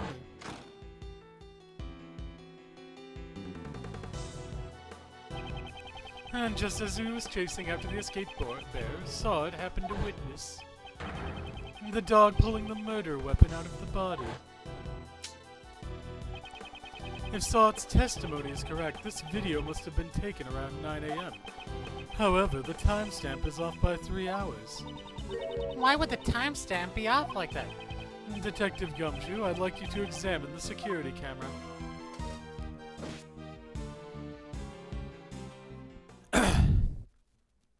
It's gonna be Sorry to keep you waiting, sir. I asked all the guards and... It seems the camera's power was cut off for a moment, throwing off the timestamp. What? The camera is an old model, so if it loses power, the clock stops as well. In that case, this means the camera's power was cut for 3 hours. While I'm at it, I've got some more information for you, sir. You heard that Knightley denied stealing the key, right? Seems nobody would believe the words of a criminal, but... Knightley testified I was knocked out too. That may not necessarily be a lie. My, there you all are. Making progress in the investigation. Can I be of any help? Actually, Warden Roland, there is something we must report to you. The escaped prisoner, J.L. Bird, is most likely still inside the prison. He has disguised himself. Here is the proof. The person visible in this security video is L. Bird. And so perhaps he's still in this very building.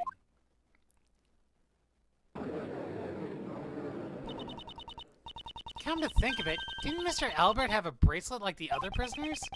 The bracelet would have been concealed under the uniform sleeves. Moreover, the prison's main gate does not have a sensor to detect bracelets. All he would have to do is avoid any doors with sensors inside the prison. That's right! So if he didn't enter the cells of the workrooms, could one of you guys be J.L. Bird? Ah, Rocky! Uh-oh, SpaghettiOs. Stop it. What are you doing? It would seem that Rocky has answered that question for us. No! Rocky, this is all your fault! The little guy loves you so much, it's enviable. Right then, seize him at once. Oh wait, there's something we must hear from this prisoner. It's necessary if we are to find the truth. I'd like permission to interrogate him. Understood. What do you want out of me? Albert's escape route is linked to Knightley's cell, so it's highly likely he knows something about the crime. I'd like to ask you about the day the body was found.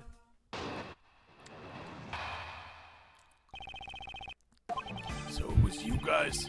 You were the ones who found my secret tunnel? Took me ages to dig that. The day the body was found was the day I'd planned to escape. I was in disguise. Then Rocky followed after me.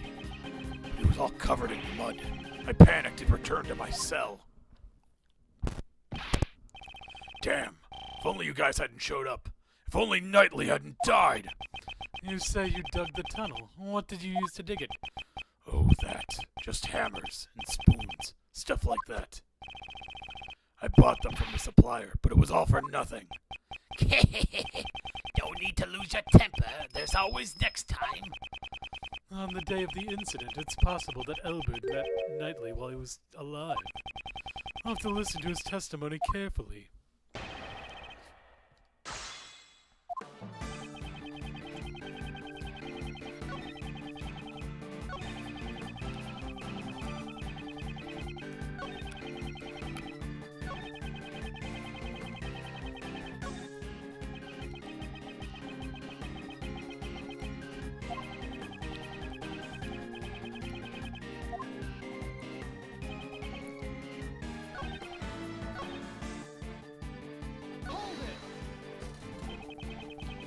Did you obtain the guard's uniform from the supplier too?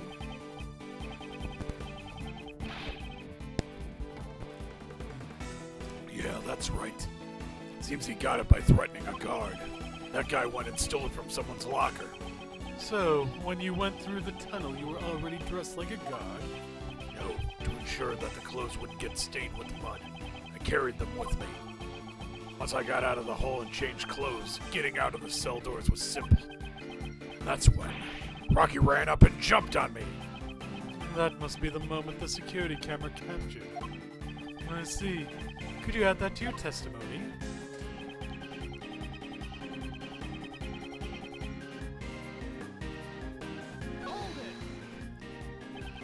Getting out the cell door was simple, you say? Yeah, compared to going through the tunnel, it was very simple. You inhabit a prison, yet you seem to know the layout of the detention center quite well. What's so wrong about that? Sure, I've been to the detention center too. In that case, you should have known about it from the start. When Knightley was in his cell, the door would have been locked, which means that there was one piece of evidence Elbert needed to escape.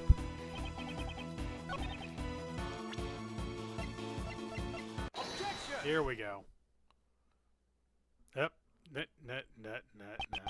You say it was simple getting through the cell door? Yeah, that's right. You got a problem with that, huh? Even though you managed to arrive at Knightley's cell, opening the door wasn't so simple. How did you intend to unlock the cell door? Jailbird, you had the key to Knightley's cell. Ugh, I ain't got nothing like that. That's it. It was open. It's already unlocked when I got there. Indeed, the cell was vacant after Knightley's death, which is why, at the time we conducted our investigation, it was unlocked. Our successful escape attempt occurred after Knightley's death, so the door would have been open. However, you had tried to escape once before then. The plan was foiled thanks to Rocky. The video shows it. Yes, that was during the animal show, before Knightley's death was known. And the cell door was locked, because no one knew he was dead. Without the key to Knightley's cell, your escape would have been impossible. Ugh. Roar. That means it can't be. That's exactly what you think. In the case of the stolen key, the culprit is Jailbird. You were the one who attacked the guard, weren't you? The guard and Knightley too, in order to steal the cell key. It wasn't me. I don't know any Knightley. After stealing the key, you returned to your cell as a precautionary measure. And then you waited for a time when the prison would be mostly vacant. That was just before Knightley's death became known. In other words, during the animal show. But in the end, the plan was foiled thanks to Rocky. Hold it. Don't screw with me. If you don't have evidence, I'll still win my decision. Besides, it was that Knightley guy who attacked the guard, right? I think not. Regarding the theft of the keys, Knightley was the victim. And this proves Knightley was the victim who was attacked in his cell.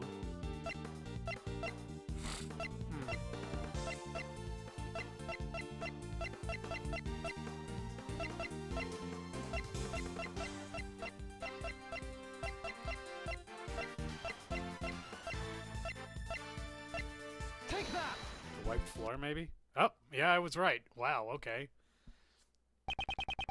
In Knightley's cell, there were traces of his blood which had been wiped away. I believe this is more than enough proof Knightley was attacked in his cell. You attacked those two people and stole the key, didn't you? Oh, damn! I never thought you'd find the bloodstain I wiped away with the newspaper. Why would you go through all the trouble of wiping the bloodstain?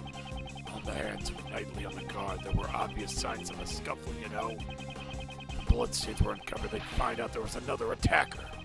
And if anyone looked under the bed, the tunnel I dug would be discovered. So, you were trying to buy more time for your escape attempt. But I'm afraid to say your plan still ended in failure. Now then, hand over the keys to Knightley's cell. Damn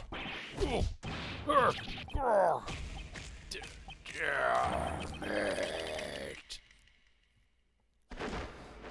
Oh, the barrel leaps off him as he... Knockout. Let's see, what's that icon? What's that noise that Shelly... KO! No way. How could an amateur like you knock me out? Here, I got the keys right here. Knightley's cell key data updated in my organizer. Hold it. If you have that key, then that means... That's right, Judge Courtney. You reasoned that Knightley stole the key and used it to leave his cell. From there, he entered Mr. Key's cage and was moved to the workroom. However, the very foundation of that hypothesis... However, the very foundation of that hypothesis has collapsed. Oh, how? I see. In that case, there was only one person who could have moved Knightley. The criminal must have been someone who knew about the secret tunnel. Hey, are you suggesting? Jailbird, you're under arrest, pal. Wait, I didn't do nothing. Sure, I knocked out those two guys, then I stole the keys. And after that, I waited for the perfect time to enter that guy's cell. The cell was empty then. There was no dead body either. And also, how could I have gotten into the workroom? I couldn't even leave my own cell, right? That's true, you only had the key to Knightley's cell. But there's also Dogan's dog. What? It'd be possible for the dog to carry the body from the cell to the workroom. I see. So you're saying there was an accomplice? The crime would have been possible if Elbert and Dogan were working together. It's perfectly plausible. Somehow Elbert managed to carry Knightley's body to his own cell. And then the dog must have carried it to the workroom. Yes, because all the animals can move freely in the prison. But that's not the case for the path between the detention center and the prison. The only one who could use that route was you, J. Elbert. Hold it. What if there was another route you didn't know about? There couldn't have been. The tunnel is a straight path, is it not? Yeah, seems like it. I didn't have enough time to dig any more than I did. I only dug halfway up the corridor. What? You mean to say you didn't dig the entire tunnel? When I got to that cell, the tunnel was already there. There was a tunnel linking my cell to the well. Looking down the well from the courtyard, there's no mistaking it. They've always been connected. I just continued the tunnel with my digging. What was that hole doing there in the first place? Who knows? Maybe another inmate dug it in an attempt to escape. Or maybe the animals dug it. Maybe they wanted to drink from the well. That's highly doubtful. There's no water in that well anymore. It's all dried up. Wait a minute. That's it. For some reason, that well gave off a nice scent. A nice scent? I don't know what it was, but it smelled sweet like candy. The scent. I believe we've come across it before. We know this scent from... Is the chocolate cake? Oh, wait. Yeah, that's right. Knightley's body was giving off a sweet candy-like smell. We used a police drug to track that scent, and that led us to discover the tunnel. Ugh. By any chance, could this be the same scent as the well? Prosecutor Edgeworth, I know what you're trying to say. But the scent proves the body was carried down through the tunnel. Exactly, and J.L. Bird, you are the only one who could have used the tunnel. Thank you, Mr. Elbert. I am very grateful to you. At last the truth comes to light. Mr. Elbert, wouldn't it be wise to confess now? To being an accomplice, I mean? Don't tell me, even you suspect me now. Judge Courtney, it seems you and I have come to the same conclusion. Not at all. Our thoughts on this matter are still quite different. Mr. Elbert was certainly an accomplice, but an accomplice to Horace Knightley. What do you mean? Mr. Elbert did not move the body. He simply lent the victim his keys. What? It would seem Mr. Elbert did indeed strike Mr. Knightley on the head. However, Mr. Knightley was not knocked out. The two must have made a little negotiation. Negotiation? For Mr. Knightley's escape plan to work, he would have needed the keys to his cell, so Mr. Elbert stole them from the guard. On the other hand, for Mr. Elbert to escape, he needed to get Mr. Knightley's cell to Mr. Knightley's cell. But if Mr. Knightley had seen him and yelled, the plan would have gone down the drain. And so they negotiated. Hold it. I didn't negotiate nothing. Oh, you still intend to deny it? I see. So in other words, we're back where we started. Mr. Elbert opened the cell door and Mr. Knightley entered Mr. Key's cage. And then he was moved into the prison.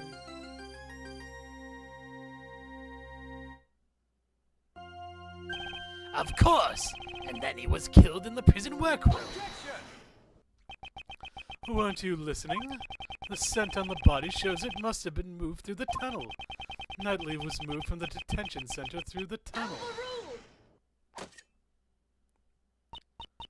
Please wait until someone is finished before speaking. I do not claim that he wasn't moved through the tunnel. What? You don't? The scent shows that the body was moved through the tunnel. However, that does not mean it came from the detention center. What do you mean? That sure sounds like a contradiction to me. Isn't there one more possibility? The well in the courtyard. It's possible the body was dropped down from there. The courtyard? Ah, the well in the courtyard! Mr. Keyes carried the cage not to the workroom, but to the courtyard. Mr. Knightley was killed in the courtyard and his body was dropped down the well. Boo! And then the body at the bottom of the well was moved by Mr. Dogan's dog.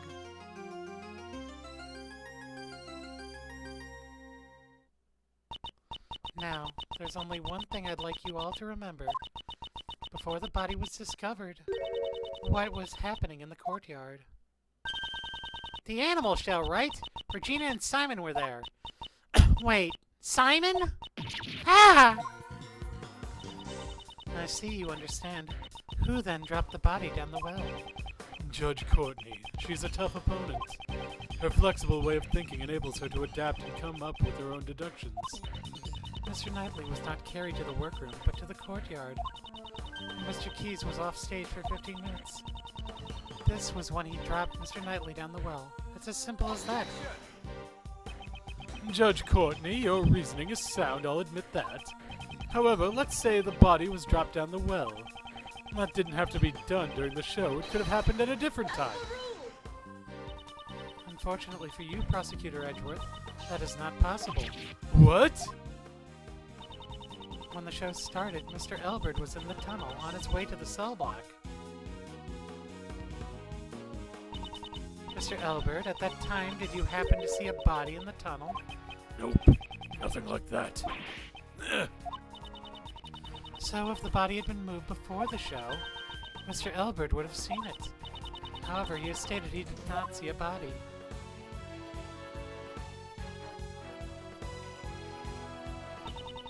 So it is impossible to think that the body was dropped before the show.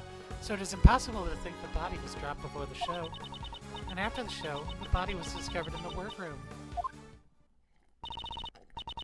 In other words, the body being dropped down the well and then moved to the workroom could only have been done during the show. And the only one who could have done it is Simon Keyes. Oh! Mr. Edgeworth, what should we do? If the body was moved through the well, that does put Mr. Keyes at a major disadvantage. However, the notion that the body was moved through the well is only a hypothesis. That doesn't mean that there is evidence. I am obligated to recognize that fact. Will you allow me to investigate the courtyard once more? I give my approval in the name of the Goddess of Law. Reinvestigating the courtyard. I fear this may be our final chance. Huh? What? The fire! Could be another prison break, pal. Should we evacuate? Hold it! Everyone, please remain calm. This is just a signal for the evening meal. It's a little loud, so I can understand why you'd be surprised. It sure scared me. I'm terribly sorry. And with that, everyone, please return to your posts. J.L. Bird, it's also time for you to return to your room. I got it. Let's go, Rocky. Warden Roland, we will be proceeding to the courtyard for another investigation. Isn't it time for you to go home as well, Mr. Edgeworth? It looks like we're out of time. Why don't you continue this another time? But the investigation! Today's been a big day, right? With the escaped prisoner and all. So I'm afraid I can't let outsiders like you loiter around any longer. Ugh. This is my decision as the warden of this prison. Looks like it can't be helped. I think that's 6 now, or maybe. The warden's word can be called the law of the prison. Prosecutor Edgeworth, this means we will have to carry out our investigation another day. Until then, you may hold on to your prosecutor's badge. And with that, I leave you.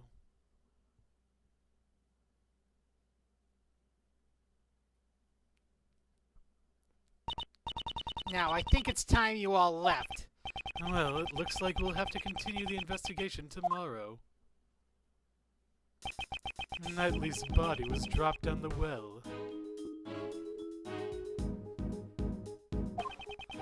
And was carried to the workroom from Mr. Elbert's cell. This is Judge Courtney's logic, but is it correct? And Judge Courtney claims that Mr. Keyes transported him, but was Mr. Keyes really the only one with a chance to move him? Mr. Edgeworth, let's do our best tomorrow. We have to save Simon no matter what. Indeed, I agree. I must prove Mr. Keyes' innocence without fail. To be continued.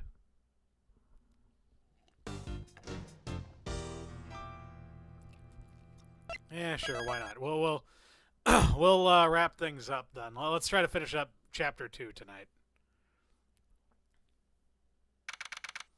March 29th, 10:12 a.m. Prison Courtyard. The courtyard, depending on what we find here, the entire incident could become clear. However, There's nothing left here. yesterday, Isn't there one more possibility? The well in the courtyard. It's possible the body was dropped down from there. In other words, the body being dropped down the well and then moved to the workroom. Could only have been done during the show. And the only one who could have done it is Simon Keyes. was the body dropped down the well or not? This could be the decisive clue that we need to reach the truth of the matter. Before I continue with the investigation, I should organize my evidence. Unnecessary evidence has been removed. Remaining evidence has been rearranged. Let's see here. Hey, there's a grate here. The well is run dry after all. They even put a lock on it. Lockpicking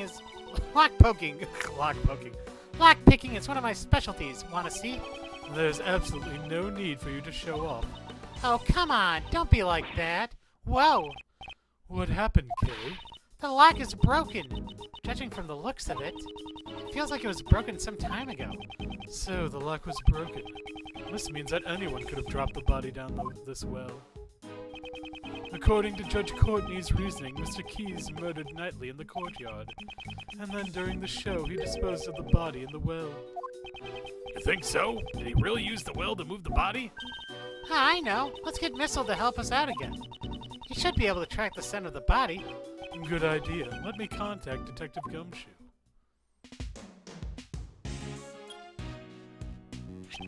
Yes, sir. Detective Gumshoe here. Detective, I have a favor to ask you. We would like you to bring Missile to the prison courtyard. Sounds like you need the help of one of my 7 secret weapons again, huh, sir? I thought Missile belonged to the police department.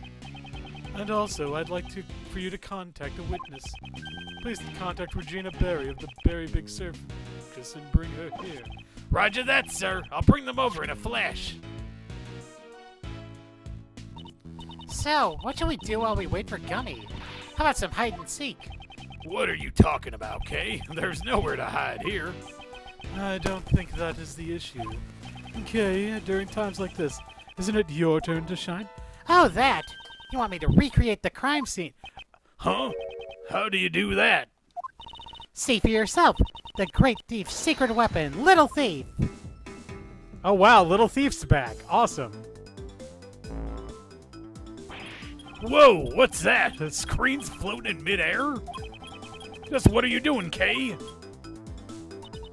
I'm entering the information needed for the simulation. Mr. Shields, this Little Thief is a tool that can recreate a crime scene based on the information it is given. Should I set it for how this place was like when we came here yesterday? Yes, I believe they were in the middle of taking down the set. We didn't pay enough attention to the well, so it's possible that we may... We didn't pay enough attention to the well, so it's possible we may have missed a clue. Leave it to me. I took a picture of the place, too. There, and there. Data entry complete. Now to set the projection to maximum output. Dark skies of evening, when no other bird dares to take wing. One alone remains all-seeing. Now witness the true power of a real modern-day Robin Hood. What? What just happened? I recreated the courtyard from yesterday, based on the information I entered. This was a tool the previous Yatagarasi used. It's a device to run simulations to practice stealing things. But used in this manner, we can inspect the crime scene as it was in the past. Oh, but it's still only a recreation based on what information we have. I can't recreate what I don't have information for. if my information isn't correct, the recreation could come out strange, too. In this case, since Kay had the photo, there should be no problems. Now, let's begin the investigation. Begin investigation. Okay, I know exactly. Since it's a recreation, you can examine things just like you always do. You can even present evidence when you find a contradiction. Yes, I know. First, I should start with that well. Wow. This is the stage where they put on the animal show. If I put on a great thief show, I wonder if anyone would come. I'm pretty sure the police would show up.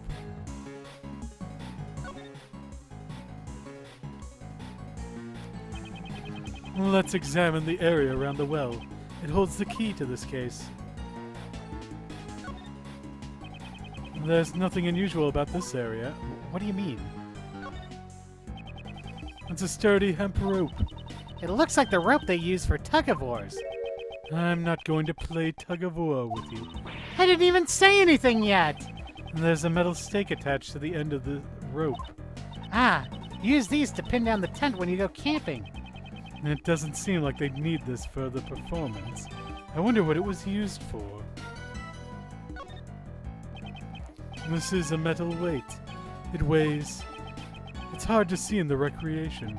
Kay, do you remember? I think it was 33 pounds.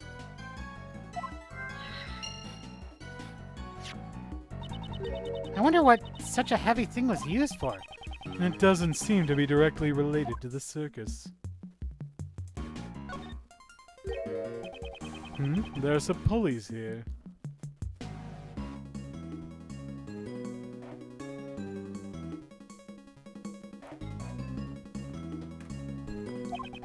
They don't appear to be the pulley that was used to lift the bucket from the well.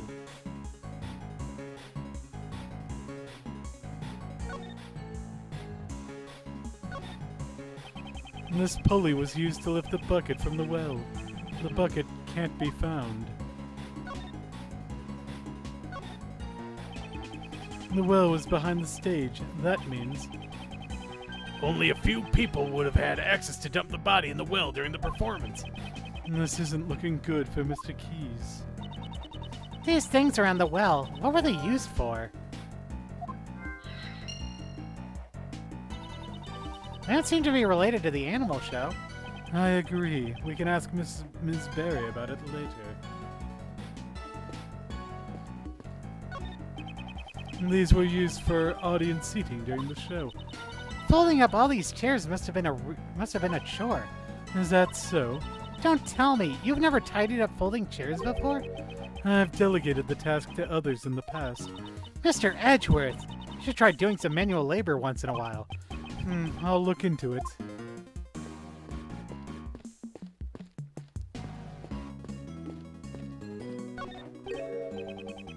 What was the elephant's name again? She's a Stick the Asian elephant. Ah, that's right. It's an easy name to remember. Maybe. They couldn't think of a good name, so they gave it her name that's easy to remember. Mr. Edgeworth, what a terrible thing to say about poor Astique. And that's all the information we can gather for now. The detective should be here soon. Okay, go ahead and shut down Little Thief. All right, returning the area to normal. Man, I'm getting like Mega Man Star Force vibes from Little Thief.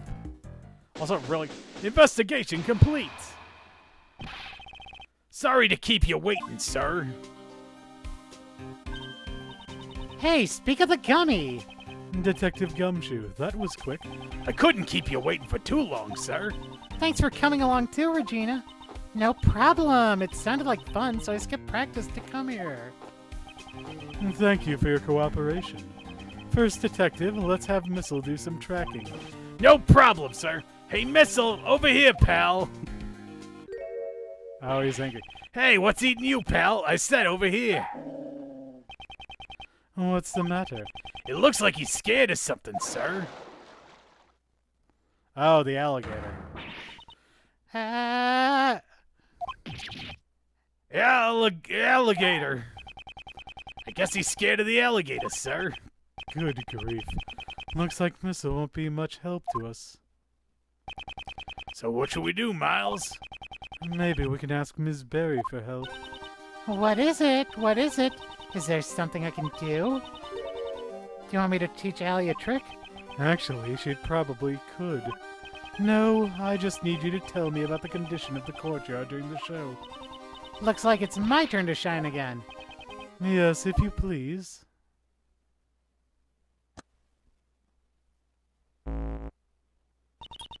All right, that should do it. I'm starting up the recreation now. Says Gumshoe gonna be shocked, or... Recreation complete. This time you can see how the courtyard was during the animal show. This should be around the time the body was dropped down the well. Wow, cool. It's just like magic. It's not magic. I just recreated the scene based on the information you gave us. See? Look over there. The backstage area is missing. Well, Regina didn't help with the preparation, so she doesn't really know how it was set up. I get it. You can't recreate what you don't have the info for, huh? I'm so sorry. It's because Simon took care of setting everything up. Don't worry yourself none, Regina Pie. Miles is the one at fault here. Why me?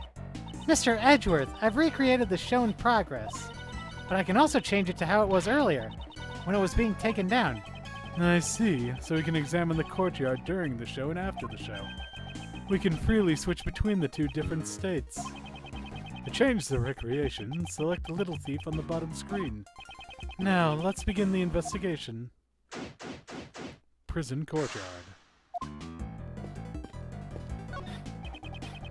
At this point in time, we still don't have enough information for this area.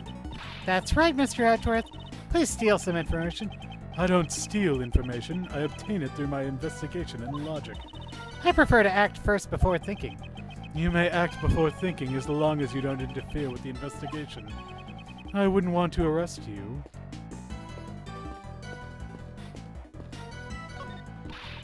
A love story between an elephant and a tiger. I really wanted to see that. I also wanted to see Simon in action. Simon is really amazing, especially the part where he gets blown away. Blown away? That's the scene in question.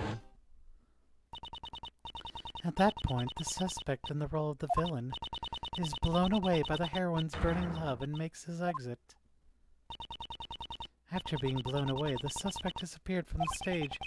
Are you saying the crime was committed during that time? Do you know how long he was gone from the stage? Let me think. Around 15 minutes or so. It's just as Judge Courtney said. But isn't it dangerous to be blown away by an elephant? It's alright, his stick is very gentle. And that's not who we're worried about here. During the first few practices, he was having trouble getting blown away.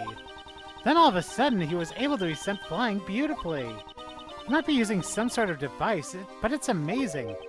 A device? Do you know anything about it? I have no idea. Simon handled it all by himself. Oh, boy, okay. I think we have some logic here.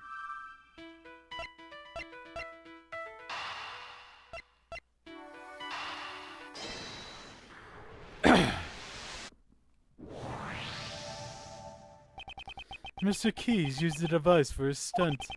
Maybe the tools around the well are connected to this? Okay, I'd like to recheck the tools lying around the well yesterday. Can you change the recreation to after the show scene? Roger.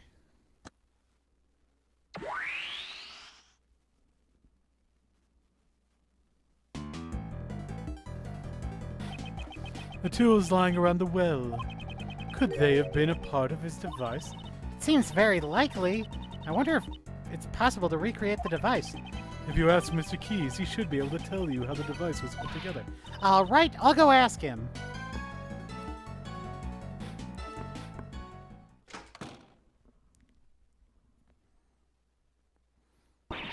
Mr. Edgeworth, I asked him about it. And did you find out how the device works? He used a rope to hang some weights on the well's pulley. The weights were suspended inside the well. Then he ran the rope through 2 more pulleys and tied the end of the rope to his own body. so he uses the force of the falling weights to send himself flying. But what's to stop the weights from falling on their own? In order to prevent that from happening, he used a stopper. Ms. Berry didn't know anything about the well. That means Mr. Keys removed the stopper by himself? Correct! That's why a second rope was needed. This rope was attached to the stopper, and when it was pulled from the stage,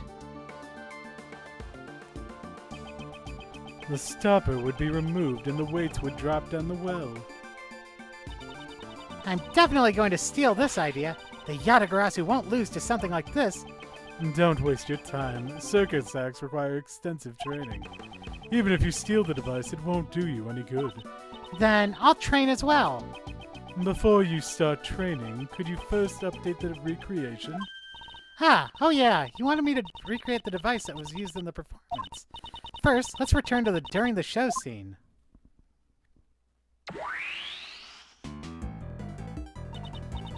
Next, I'll input the information of the device on the well.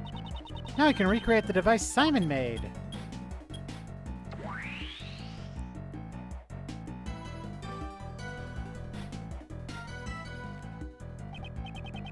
So, this is the device Mr. Keys used.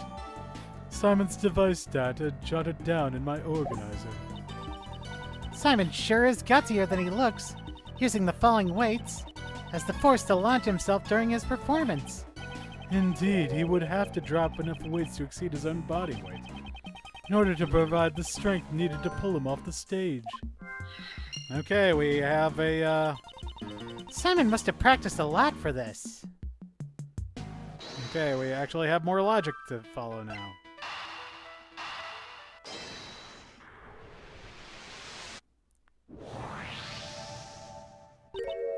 Huh? Isn't this strange? What's wrong, pal? Haven't you noticed, Detective? What's strange about the weight is... Oh.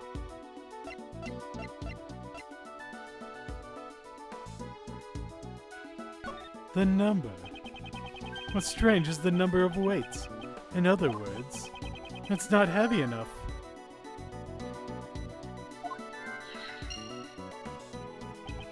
In order to pull up Mr. Key's body weight. You're right, sir. But where did the rest of the weights disappear to? Looks like it's time to use my 7 secret weapons, sir. If necessary, I'll let the detective know.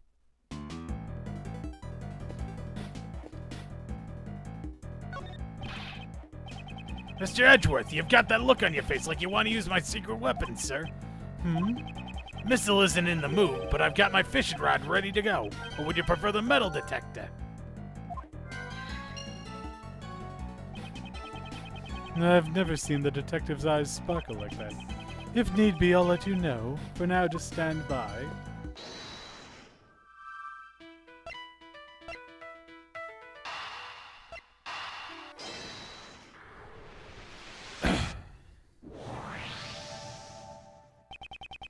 Detective Gumshoe, it's time for your secret weapon.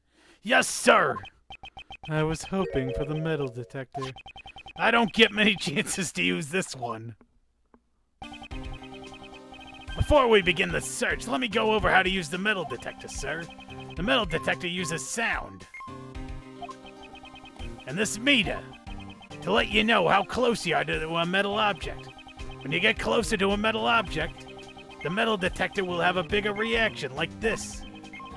When you get the biggest reaction, give me the order to examine that spot, sir. Now let's see what you've got. It's just a metal fence. And that's basically how you search for metal objects. Just give me the instructions on where you want to search, sir.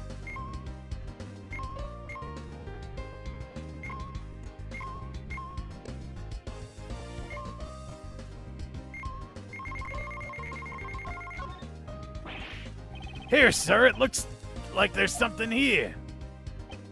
Oh, it's a gold coin, sir. It's a historical discovery. It's hardly possible that something like this could find its way into a prison. Ah, there it is. So that's where it was buried. That's a coin from the bi-weekly coin hunting competition. There's an event like that? That sure sounds like fun, pal. It's an event where the warden buries some coins and the prisoners search for them. There are 3 silver coins and 1 gold coin. Whoever finds them can trade them in for snacks. A coin hunting competition in an animal show? Just what kind of prison is this anyway?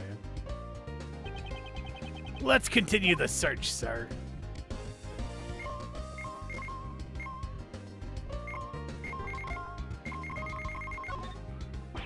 Here, sir, it looks like there's something here. I don't see anything that could be metallic. What could be causing the reaction? Maybe there are iron filings around here. Iron filings like the ones you collect with the magnet? Yes, sir, I guess they're mixed into the sand here. If we're gonna pull them out, we'll need secret weapon number 6. Or was it 7? Can't you even keep that much straight? It's just a regular magnet I bought at the hardware store. Hold it near the ground and presto, pick them all up, sir. Wow, this is really...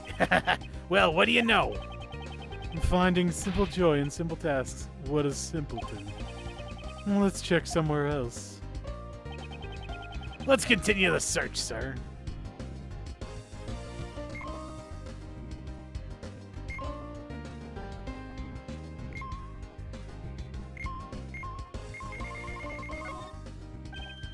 Yeah, there's a reaction here too, sir. Let's check it out. Huh? I found these in the clumps of grass here, sir. These are the weights used for that hoisting device. Are these intentionally hidden? There's 4 of them in all, sir. That many weights would be enough to lift Simon. So, the other weights were used in the device. So, the other weights that were used in the device were hidden. Why were they hidden over here, though? See, I'm really earning my keep today, aren't I, sir? Eek! Ah, the alligator. That scared me, pal. Huh? What's the matter, detective? It looks like the metal detector is reacting to this alligator. Really? Why? Are you sure it isn't just reacting? Are you sure it isn't still just reacting to the weights? It's a different reaction, sir, and it's definitely coming from the alligator. It's gone. Looks like it's scared of us. I don't think so, Kay. Huh? If anything, I think Allie looks a little under the weather. Allie, I suppose that was what Warden Roland called it. She didn't eat any of the food that the warden gave her yesterday. I think she might have eaten something bad. So I guess the metal detector could be reacting to whatever the alligator ate. Oh, maybe she ate one of the weights? I doubt that even an alligator can ingest a 33-pound weight. But what could the metal detector be reacting to? And regardless, why were these weights hidden? Maybe we should take another look at the device on the well. Okay, I'd like you to recreate the after the show scene again. All right, leave it to me.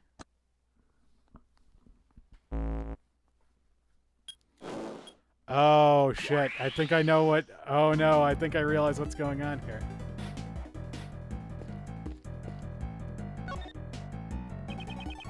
I won't rest until I've inspected every suspicious-looking nook and cranny.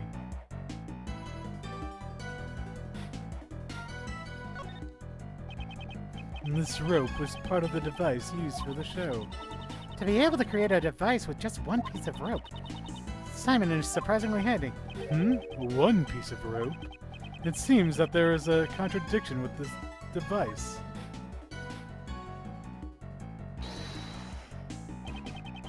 Is this spot somehow connected to any of the evidence I hold? This piece of evidence shows the contradiction with the crime scene. Could you be more precise about where the contradiction is?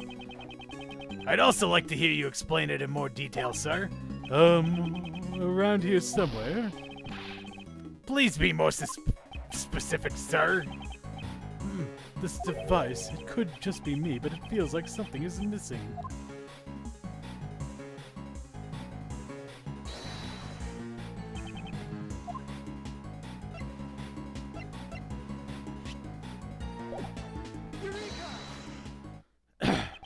This recreation and the device we saw earlier.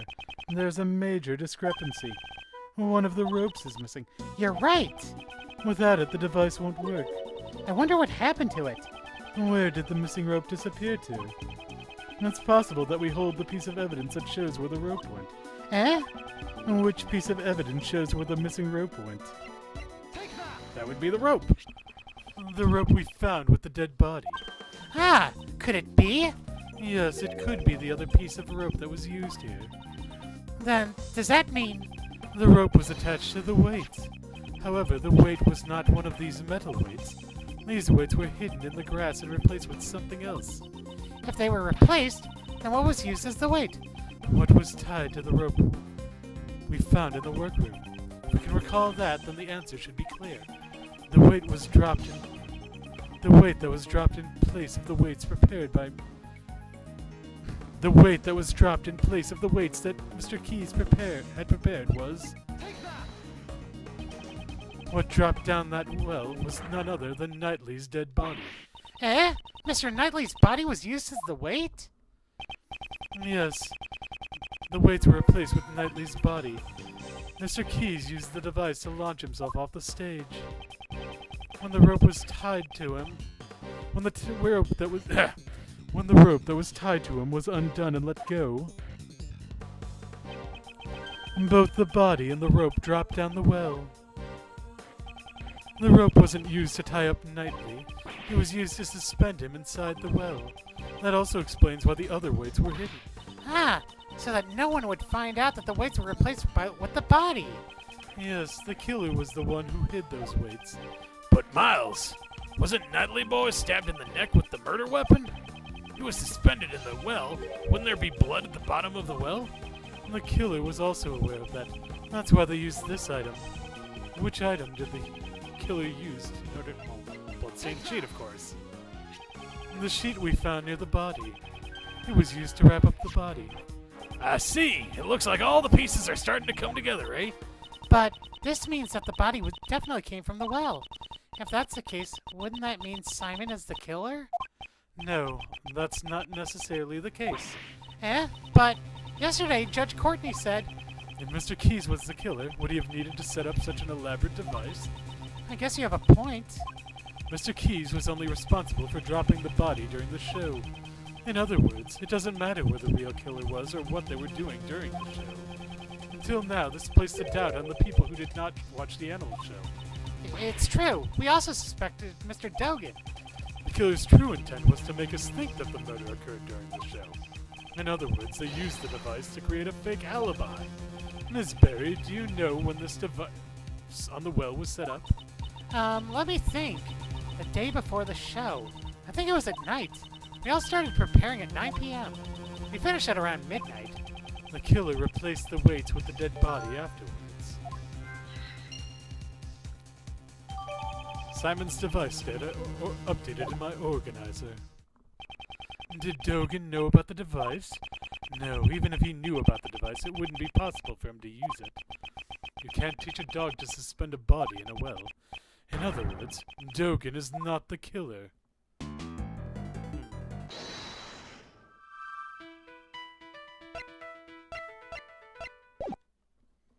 Okay, I don't have any more thoughts to connect.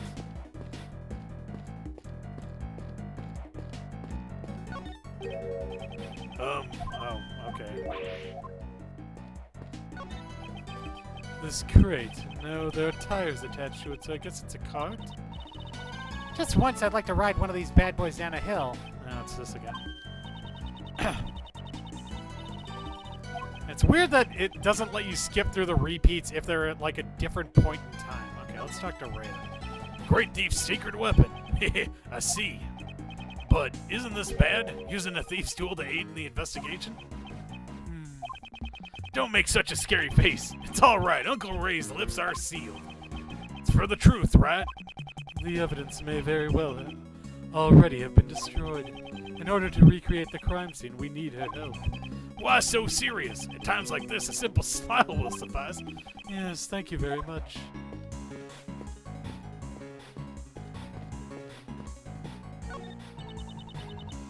Do you come here often, Regina? Yes, I have many friends here. I love this place. New friends, old friends, everyone's a friend here. Yesterday, Miss Warden introduced me to a new friend, little Allie. The alligator who lurks in the pond in the courtyard. That pond. If you get too close, it feels like you'll get gulped. I don't think little Allie would do such a thing. Her stomach wasn't feeling very well yesterday. I'm worried. Aren't you all worried too? Right? Yes, of course.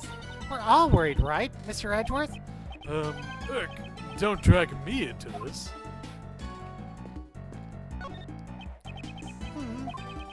As you can see, he's totally scared, sir. I wanted him to track a scent, but it looks like that won't be possible. Mr. Edgeworth, I just had an epiphany, sir. The killer is Eureka, the Invisible Man. Oh, Somehow the killer brought in a murder weapon and moved the body and nobody noticed. If the Invisible Man was the killer, it would explain how all this was possible. Detective, you can't be serious about that. I'm not totally sure, but it'd be neat if it were true. Starting tomorrow, you're pairing up with Mr. DeBez. No way, sir. Not with that goofy prosecutor. He'd be a perfect match for this goofy detective. This is... okay, so...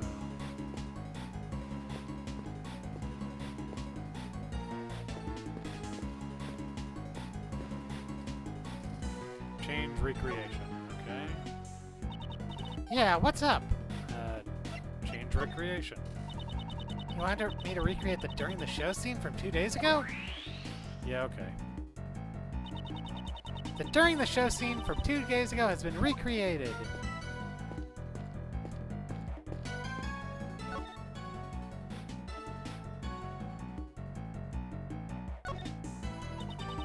Looking at this weight, you can really feel the weight of Simon's hard work on your chest. Is that so? I don't feel anything at all. Aw, that's too bad. If this was an actual weight, I'd immediately put it on your chest, Mr. Edgeworth. And I'd do everything in my power to stop you. The sheet. It's the same as the one from the workroom.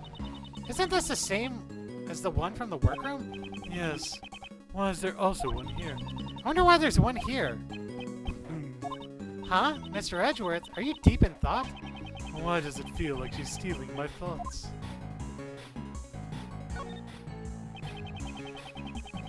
Mr. Keyes used this well to perform the stunt where he gets blown away by the elephant.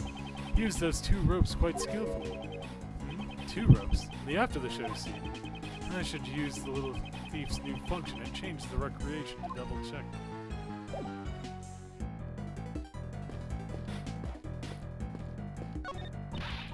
A love story between an elephant and a Tiger, I would have loved to have seen that. Simon is really amazing, especially the part where he gets blown away. Oh, right. Okay, so I've already discussed this. Fair enough. Alright, let's...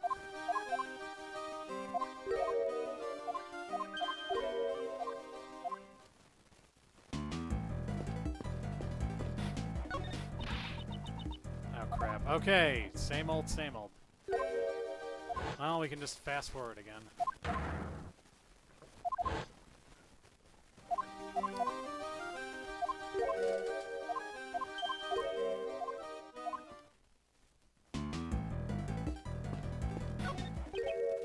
Oh, this crate was empty in the recreation earlier. That's right. It was also empty in the picture I took. I'm sorry. That information is wrong. What do you mean? This crate contained Astique's food. In the morning on the day of the show, all the apples were gone. I totally forgot about that. I'm sorry. Missing apples, huh? I should make a note of it.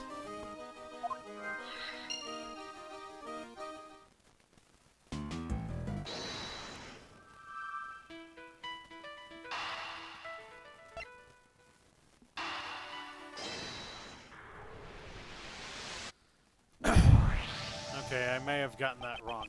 The apples in the crate were probably eaten by Astique. But it's strange. I remember leaving the crate out of reach from Astique's nose. Are you certain? Yes, the crate was still full of apples on the night before the show. Then the cart was moved to where her nose could reach it. With that many apples, it could not have been moved by the wind.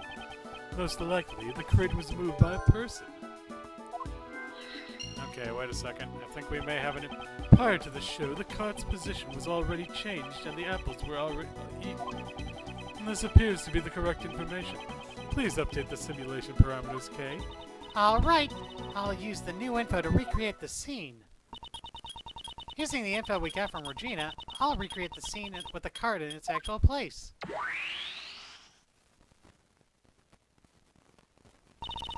Recreation complete.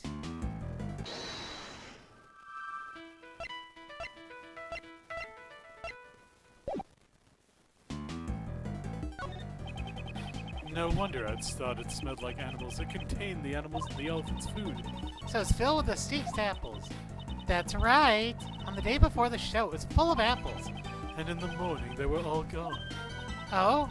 Did you think of something? You could say that.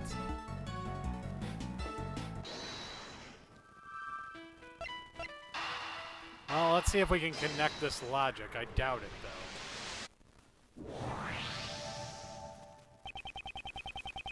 This cart was moved the night before the show. The body was also switched the night before the show. I don't think it was just a coincidence. Keeping that in mind, the question now becomes, why was the cart moved? The cart used to be in front of the door. I can think of one reason why. Somebody open that door! Alright, let's hurry up and... The door's locked. Let's ask a guard. Hey, Mr. Guard! Yes, what is it? That was fast. You there, where's the key to this door? The warden's in charge of it. I'll get it from her right away. The warden is in charge of the keys here? Without the warden's permission, this door can't be opened.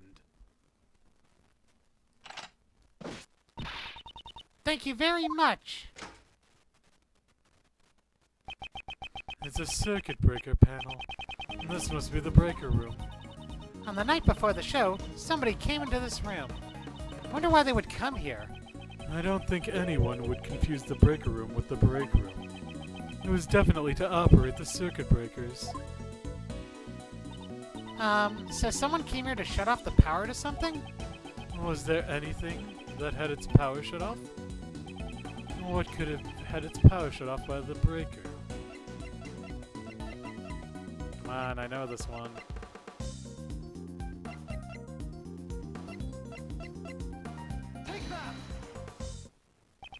The security camera footage had a 3-hour gap. Ah, I see. The circuit breaker for the security cameras tripped. It's highly possible. Was this the killer's handiwork? With the camera down, it'd be easier to move about. The killer would have a major advantage. I knew it! If that's the case, the killer was the person who tripped the breaker. The person in charge of the key to the breaker room is... It couldn't be. Circuit breaker data jotted down in my organizer. Really? Deactivating the recreation. There's no way. It could. It's her? Really? She's the killer? Shit, I did not see that coming. Investigation complete. And I regained some health. Hooray! Hooray! Yay!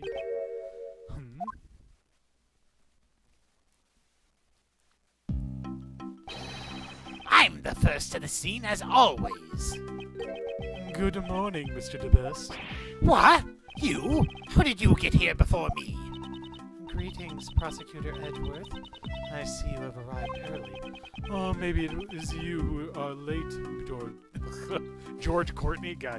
Oh, maybe it is you who are late, Judge Courtney. I have many matters which require my attention. I have no time to waste. Unlike a certain prosecutor who has taken off the case. Grr. Oh, my apologies.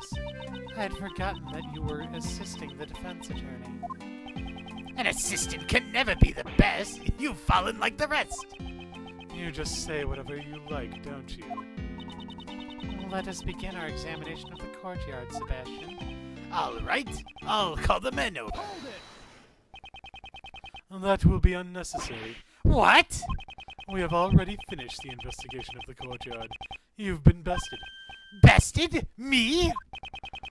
Judge Courtney? Your reasoning from yesterday. Watch me shatter it to pieces. I would advise you to choose your words more carefully. Have you forgotten that the fate of your badge rests in my hands? I've had enough of such coercion. Can't you think of some other way to threaten me that does not involve my badge? Despite my repeated warnings, you show no signs of reflection. It seems I must remind you once more. The Prosecutorial Investigation Committee can't leave someone such as yourself unchecked. Neither the fate of my badge nor the actions of the committee will impede my progress, proving Mr. Key's innocence. That is all that concerns me. Your words are like those of a defense attorney. If you are willing to go that far, then I shall show no leniency in the name of the goddess of law. I shall turn your words against you, and at that moment, you will forfeit the title of prosecutor. You shall regret this. Oh boy, here we go. Judge Courtney's reasoning. I shared my reasoning with you the day before. Since Mr. Elbert did not see the body when he passed through the tunnel, it could only have been dropped down the well during the show. The only one who could perform such an act is the suspect. Naturally, you have evidence to support your reasoning. Of course she does. Who do you think she is? Earlier, I received the official autopsy report.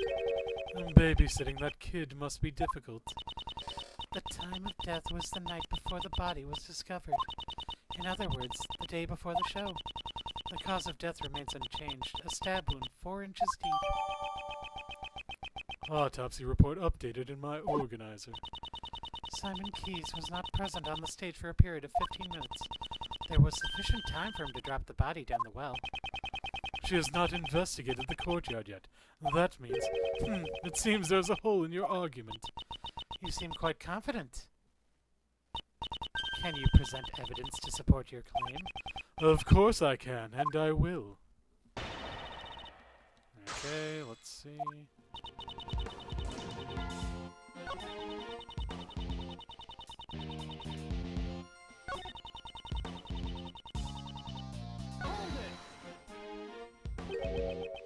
The body was dropped down the well during the show. I'd like to hear your reasoning for this. The day before the show, Mr. Elbert lent the key to Mr. Knightley. The key to Knightley's cell, huh? Mr. Knightley escaped from his cell with the key and entered the cage Mr. Keyes had prepared. Mr. Keyes then moved the key to the Mr. Keyes then moved the cage to the courtyard and proceeded to murder Mr. Knightley. The next day, when Mr. Elbert passed through the tunnel, he did not come across the body. Please, wait a minute. That doesn't seem right at all. Wasn't there a sweet smell in the tunnel? Mr. Knightley must have passed through it. Mr. Knightley passed through the tunnel after Mr. Elbert did. Mr. Elbert passed through the tunnel at the start of the show. However, the body wasn't found until the end of the show. Which is why you believe the body was dropped during the show. Yes, there's only one person who could have carried out this act.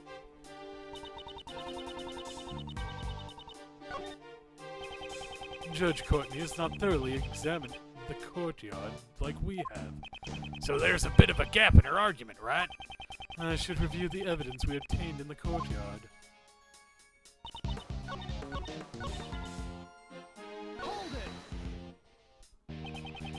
There's no one else who could have committed the murder. I heard that Ms. Barry was present on stage at all times. A great number of the prisoners were also watching the show. Even the prisoners who did not see it have sufficient alibis. How about the guards?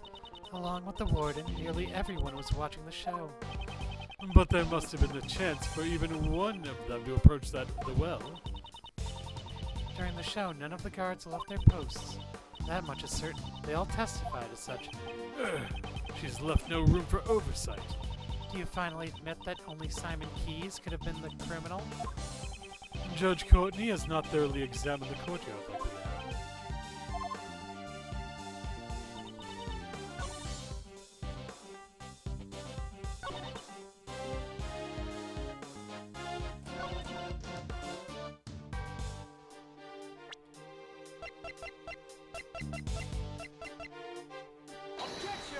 Okay, I guess that was wrong. Judge Courtney, there's a contradiction in your testimony. I cannot authorize this statement. And why not? Because it's obvious you're bluffing.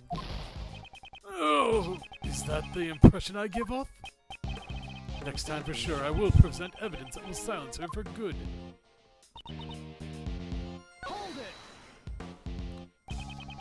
Couldn't it be possible that Elbert just failed to notice the body? Ms. Assistant's assistant, did you also enter the hole? Huh? How do you know? I noticed that there was some mud stuck on your lovely hair ornament yesterday. That's amazing! Your powers of observation would even put a great thief to shame. In the name of the goddess of law, answer me truthfully. If there were a dead body in that tunnel, would it have escaped your notice? Well, the thing is, yeah, I think I would have noticed something like that. Do you understand now? Mr. Elbert did not see the body.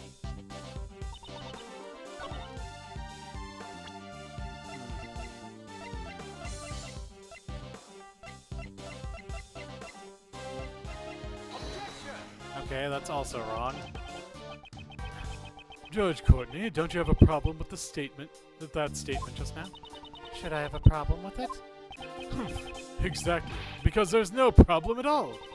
In that case, you should have refrained from speaking in the first place. Oh, I don't think that left a good impression.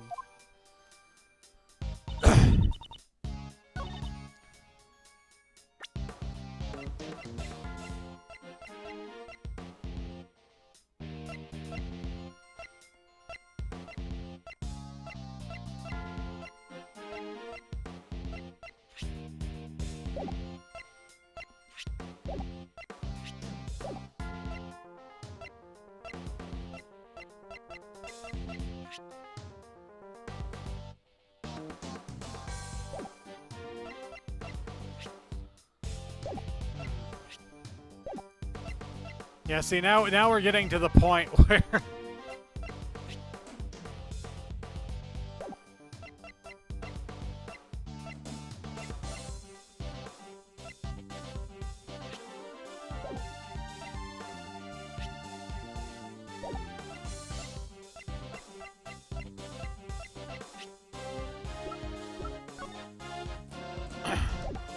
Looks like it's random bullshit time.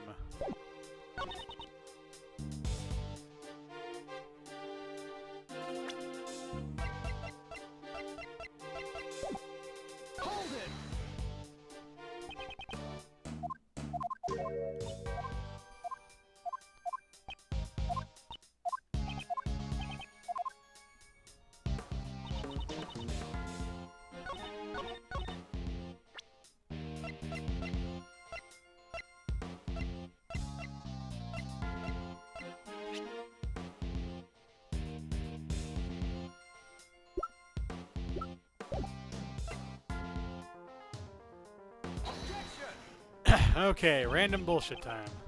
Judge Courtney, could you take a look at this piece of evidence? I'm afraid I cannot accept that piece of evidence. I do not believe it has any relation to my testimony. Go! As I expected, she's nothing like Mr. DeBest. However, I won't back down so easily.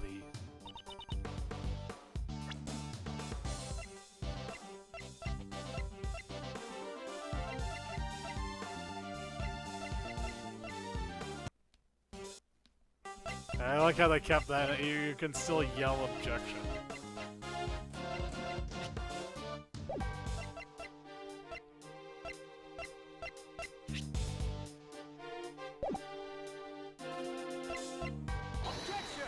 Okay, that's wrong.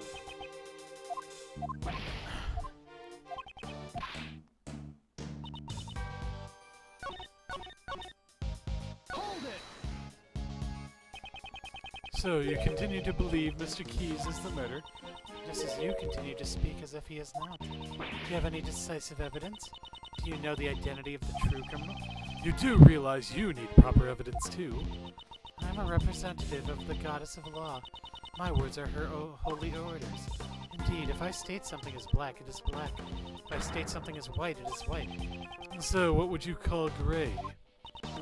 If you wish to disprove my words, then present your evidence at once.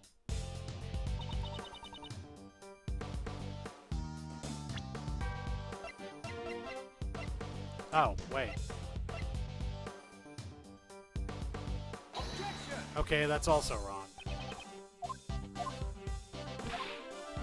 Yep. So yeah, this is what happens when I don't know what to do.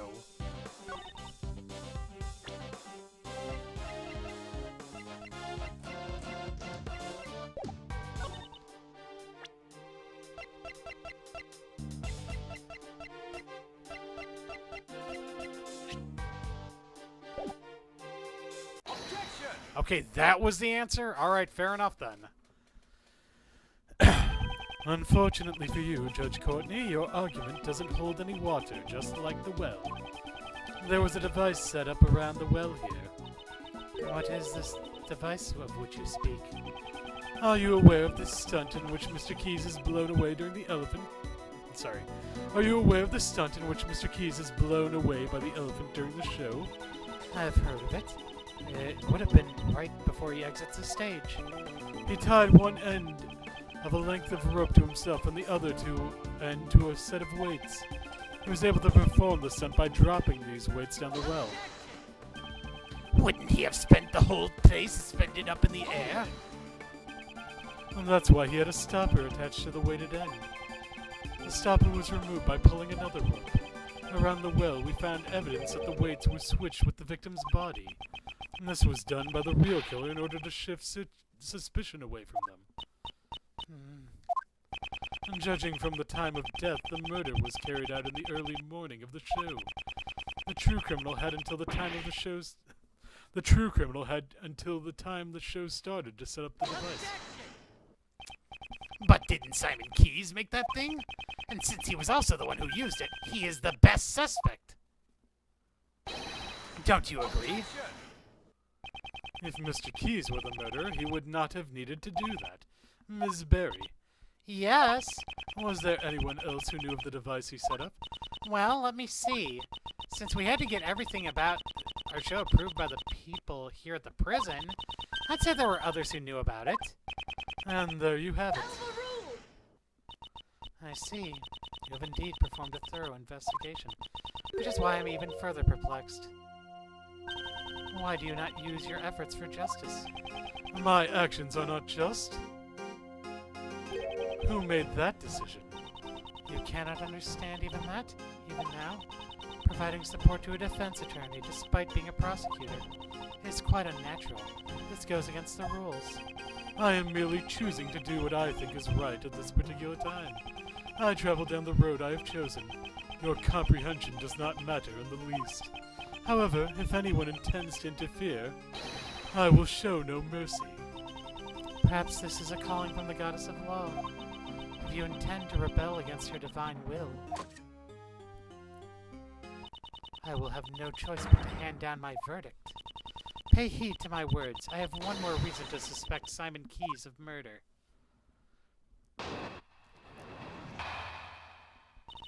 Reason for suspicion.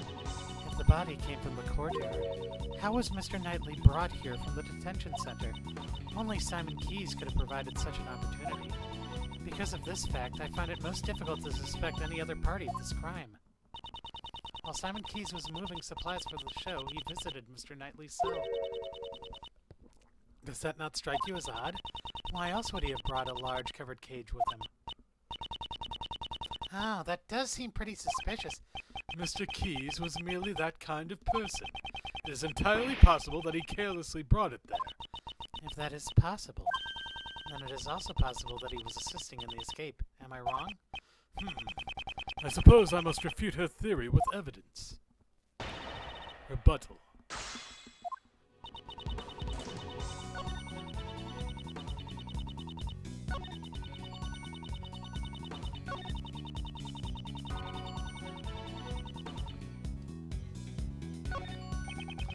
Mr. Keys was not the only one with the opportunity. If I can prove that with evidence, I can break this deadlock.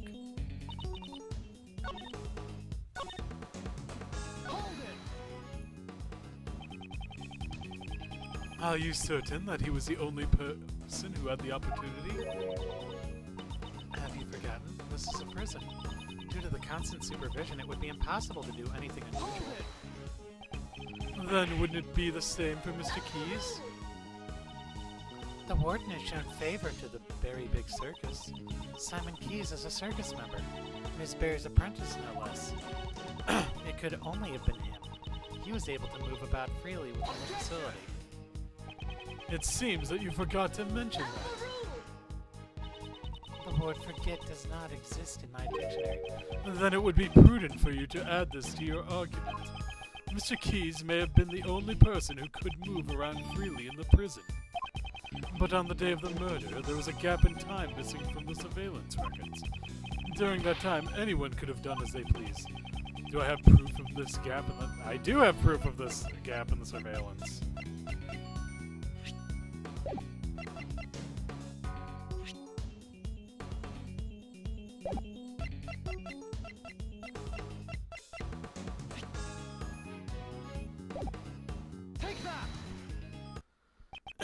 Mr. Keyes wasn't the only one who had the opportunity. Who else could have had the opportunity? The timestamp on the security camera is off by 3 hours. This means there was a 3-hour gap in time. During that time, anyone could have done it. If that were the case, then the murderer would have created the gap in time intentionally. It would not have been a simple camera failure. Are you saying that is possible? It's possible if you had access to this. Oh boy.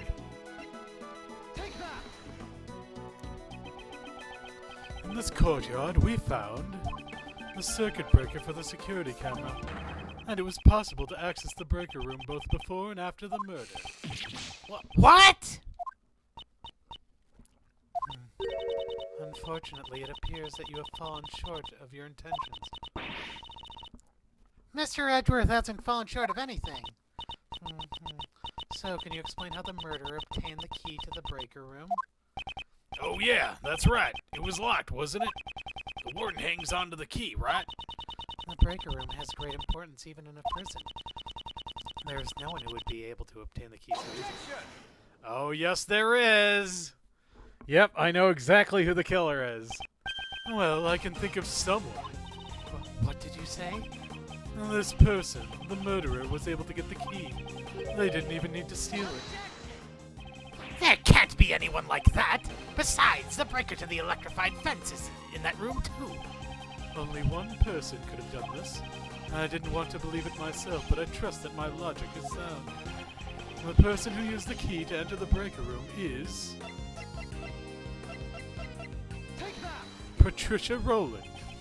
The murderer is... There she is. Warden Rowland. Oh my, what an energetic little puppy. That's because this dog is extremely fond of sweets. It seems to detect a sweet scent on you. Oh heavens no, I'm not even wearing perfume or anything of the sort. What the dog detects is the sweet scent of death. How poetic. However, does that not imply that I committed a murder?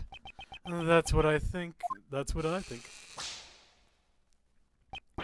What?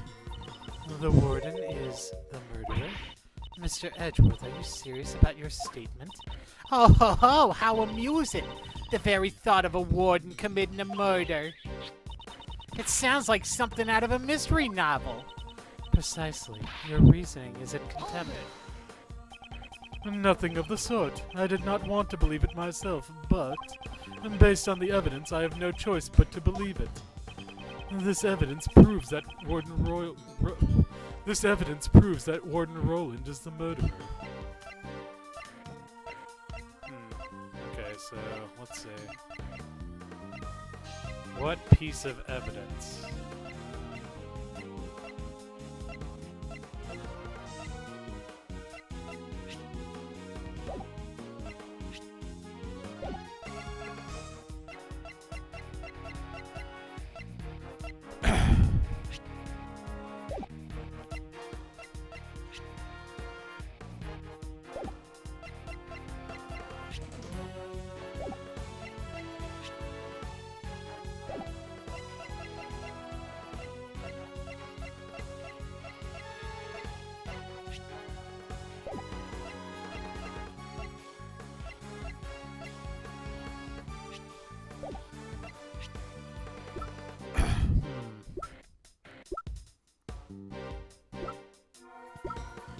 Oh, wait.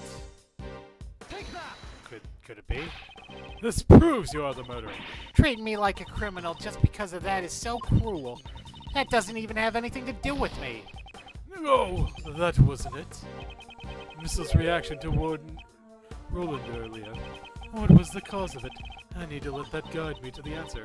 I suppose your accusation was nothing more than a joke in poor taste after. No, it was not Warden Roland. You are the murderer. Then why don't you show us the evidence? Oh, it's the crime scene notes. Of course. The smell gave you away. As you can plainly see, someone has taken notice. This police dog? He tracked a sweet smell that came from the body. And right now he is telling us that the same scent is also on Warden Roland. You're a cruel one to accuse me of murder based on something like that. Right, Justine, darling? It appears that Judge Courtney has reached the same conclusion as I have. Mr. Edgeworth, this couldn't have been just a coincidence, could it? The key to the breaker room and the same scent on the body. If it were only one, it could have been seen as such. It appears we have reached a conclusion. We should now listen to what the warden has to say. Indeed, until we do, we cannot close this case. Oh my goodness, everyone with such scary faces. So I'm the only one who could have been the murderer? That just cannot be. Why does she constantly make out with the fox, though? Why I can't be the killer? I heard all about the case from Justine darling here. Had I committed the murder, it would have taken place inside the holding cell. But I couldn't have moved the body. I never went into the prison. I was caught up in my work. Up until the show, I was stuck in my office. Check up on it if you like. You'll find there's no record of me entering the prison. I don't know what reasoning you had, but I can say for sure, I cannot be the killer. But Missile balked at you, pal. You gotta be the culprit. Oh heavens, it's not possible. I already told you I never went to the prison. If you think I'm lying, why don't you check the records? She wants us to check the records. She does seem confident. For now, all we can do is listen to her and try to draw out more information. I do hope you understand, Mr. Edgeworth. Okay, I know exactly where I need to go for this, so...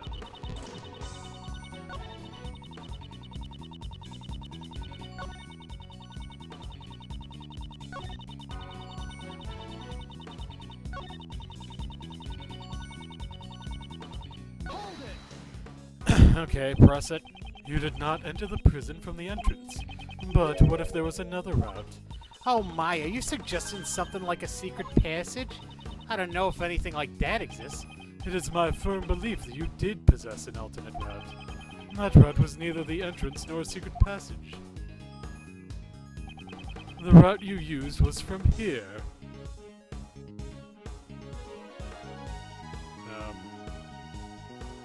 Okay, I know what I need to... Oh, wait. Courtyard, prison. Hold the phone here.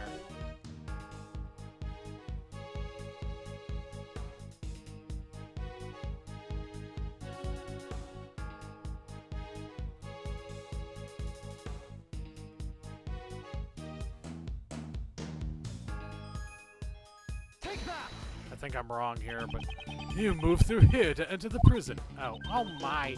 Now how would I have got to the prison from there? Mr. Edgeworth, you yourself said that I used neither the entrance nor a secret passage. Ugh, this wasn't the right route. To get to the prison from the warden's office without using the entrance or tunnel. The only way possible is by going through that place. Knightley was suspended from the well the night before the show. Well, what should we do, sir? This lady's got nerves of steel. Huh. But there's no record of her going to the prison, is there? The records won't help us at the present time. First, let's listen carefully and gather information. Okay, I know what I need to...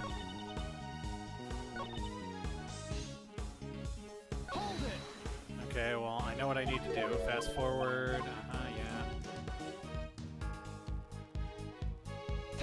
That'd be the courtyard, of course. The barbed wire fence? You would have moved Knightley to your office first. This office leads directly to the garden side of the courtyard. If you had moved through there and passed through the barbed wire fence, you would have arrived at the prison without passing through the entrance or a tunnel. Hoo-hoo-hoo! I wonder what Mr. Edgeworth is saying. Haven't you noticed? There's a high voltage current running through the fence. Yeah, obviously she couldn't have passed through it like that. The current to the fence could be switched off at the breaker room, and you were the only one who had the key, Warden Roland. Most amusing. However, the breaker room is located on the prison side of the courtyard. How would the warden have accessed it from the detention center? Ah, quite right. Got you there, Mr. Edgeworth. That's... If there is no record of her passing through the prison entrance, it would not have been possible for her to turn off the fence's breaker. But Warden Roland was the only one who had access. Don't let this faze you, Miles. But if I don't have a solution for this, she'll get away. Now, Uncle Ray never said don't think, you know. It's just not good to be so stubborn about it, that's all. But no matter how you think about it, Warden Roland couldn't have done this alone. Prosecutor Edgeworth, if you have failed to come up with a new puzzle...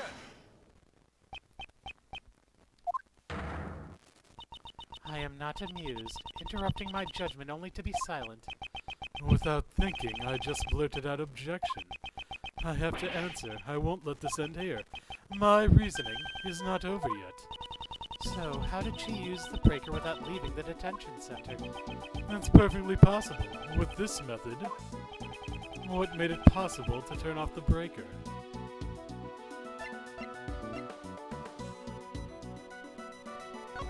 She had an accomplice. It was indeed impossible for one person, but what if there were two? Exactly! Just what I expected from you, Miles. Yes, you had an accomplice on the prison side. Enough. I am disappointed in you, Prosecutor Edgeworth. What's that, pal? You making fun of Mr. Edgeworth? The inmates at this prison all wear bracelets.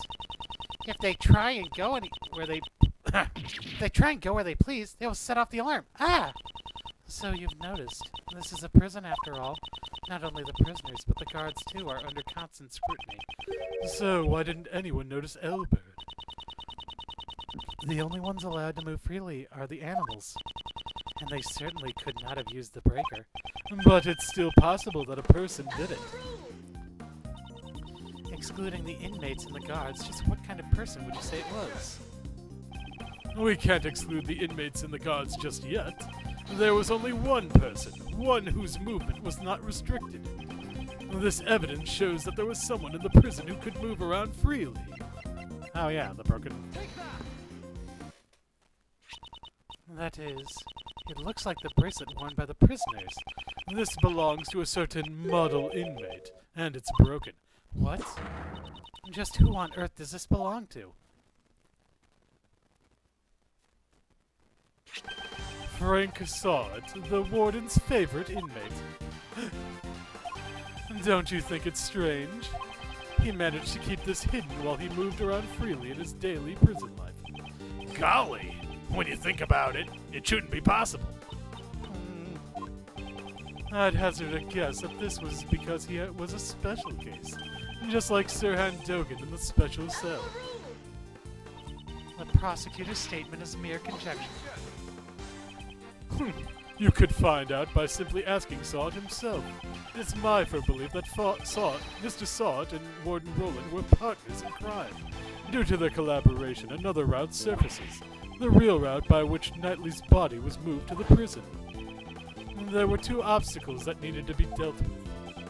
The security camera in front of Knightley's cell, and the electric fence in the courtyard. Both these problems could have been solved with a single stroke, by having Sod switch off the breakers in the breaker room. Hold it! Mr. Edgeworth, could you wait one moment? Do you still intend to deny it, Warden Roland? I give in. I confess. Warden Roland. No, this cannot be. Yes, it's just as he says. Frank Sod and I were partners in crime. No way! You did it, Mr. Edgeworth.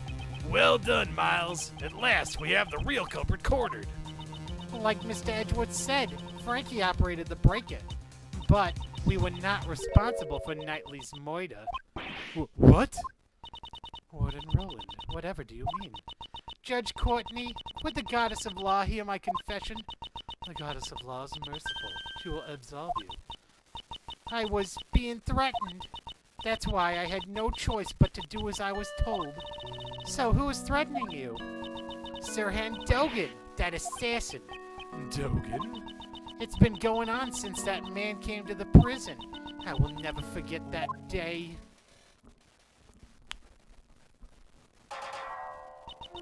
When we were both alone, he suddenly said to me, I have many dogs outside the prison. "Dogs?" Loyal dogs who obey my every command.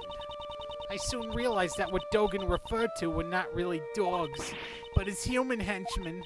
And that's not all he said. You'd better watch how you treat me if you don't want you and your family to become dog food. I had no choice. I gave him the special cell. I gave him anything he desired. Anything he desired? You don't mean the supplier. That's right. Anything he ordered, I would deliver to him. An underground dealership. I was the one who won over Frankie. It was simple. I just offered him special privileges within the prison. And these underground dealings? Once a week, in the middle of the night, Frankie would shut off 2 of the breakers, so I could move from my office to the courtyard without being seen by the security camera. I would go past the fence and drop the goods down the well near the prison. And then I'd sprinkle this perfume over it. So that's the true identity of the sweet scent. The scent of perfume was a signal for Dogan's dog. After picking up the scent, it would carry the goods to Dogan. Of course, this had to be done while Elbert was away from his cell. I'm surprised he never found out about it, pal. We have a strict timetable here at the prison. Mealtime, exercise time, it's easy to know when he's away from his cell. And since little Rocky is afraid of Dogan's dog, I didn't have to worry about him making noise. So, having full knowledge of the prison's inner working, she made the deliveries herself. This would have ensured there were no slip-ups. Frankie would turn the breakers back on in the early morning and the delivery was complete. I then modified the timestamp on the security camera. You have told us a great deal. The goddess of law accepts your the goddess of law accepts your penitent confession. As the warden of this prison, how could I have done such a foolish thing? The day Knightley was killed was also a delivery day. It seems Frankie was working the breakers as usual. But that day I had nothing to send, so I did not go to the courtyard at all. The secret of the supply system. And so then Warden Roland was... The police have been searching for Dogan's henchmen for ages. I've also been helping them, but... I've been interrogating him personally in my office, but no matter how much evidence we have on him, we can't get a single word out of him. So, the reason you kept on interrogating him? Yes, it was to find his henchmen. I borrowed all the evidence from the police and carried out the interrogation myself. I kept an eye on all his actions and examined all of his mail. Mail? Like his correspondence chest letters. But I could never uncover the true identity of his henchmen. This fear, it's something you could never understand. Prosecutor Edgeworth, you were listening, right? I'd say this confession clears the warden of all suspicion. Is it really necessary to press her further than this? Is it necessary to press her further? Yes. Judge Courtney, my questioning isn't over yet. I'm sure the goddess of law isn't satisfied yet either. You mean to badger this woman further? Even if she was threatened by Dogan. This does not prove she was not the culprit in this case. She was able to use the supply route to transport Knightley's body. Do you have any evidence to support this? The body gave off a sweet scent, a scented perfume that was used to signify delivery. Can you explain this fact? Oh, of course. Since I have made so many deliveries, the scent would have lingered around the well. When the body was moved through the well, the scent would have transferred to it. Mr. Albert also testified to this fact. That's it. For some reason, that well gave off a nice scent. A nice scent. I don't know what it was, but it smelled sweet like candy.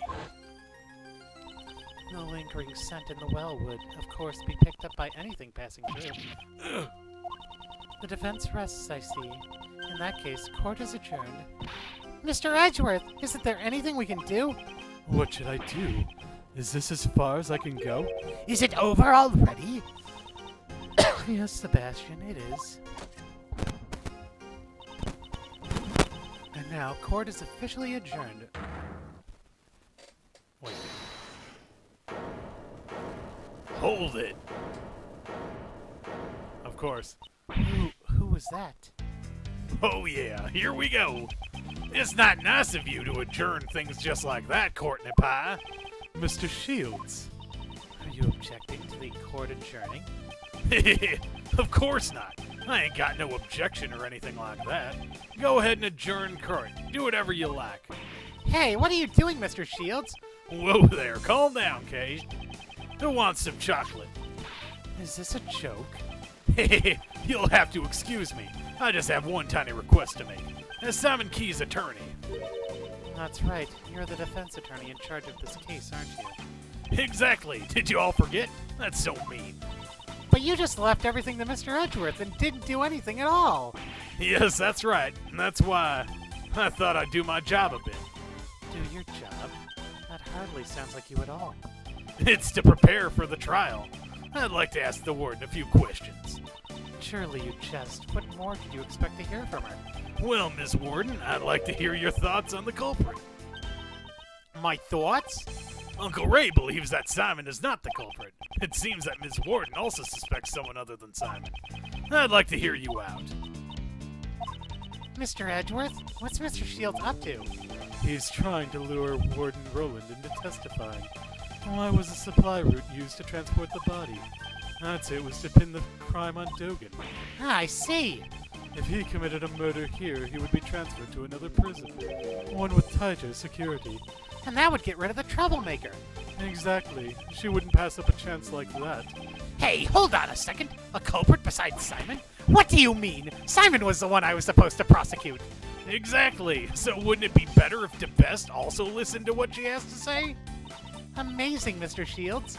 You managed to drag Mr. Best into this too. Mr. DeBest into this too. Warden Roland, is this acceptable? Oh, it's fine. It's fine.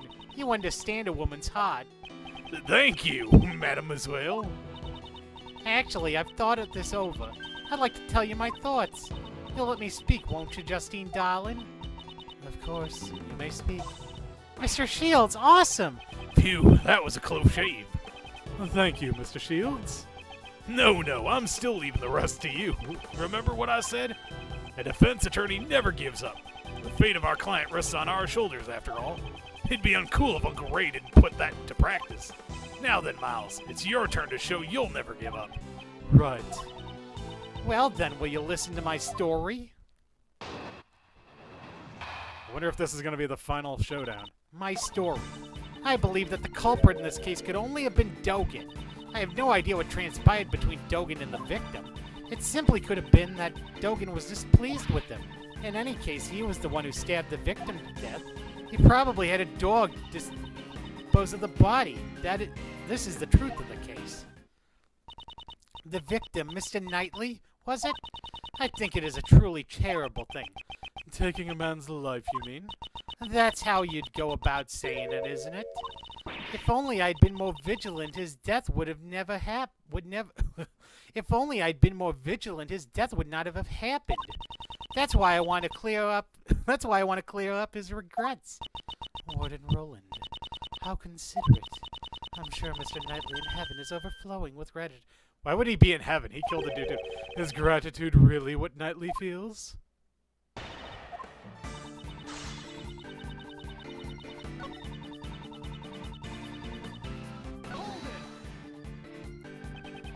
Knightley was being held in the detention center and Dogan was in the prison. They couldn't make any contact. Don't you think that would have prevented trouble? The prison is quite confined, right?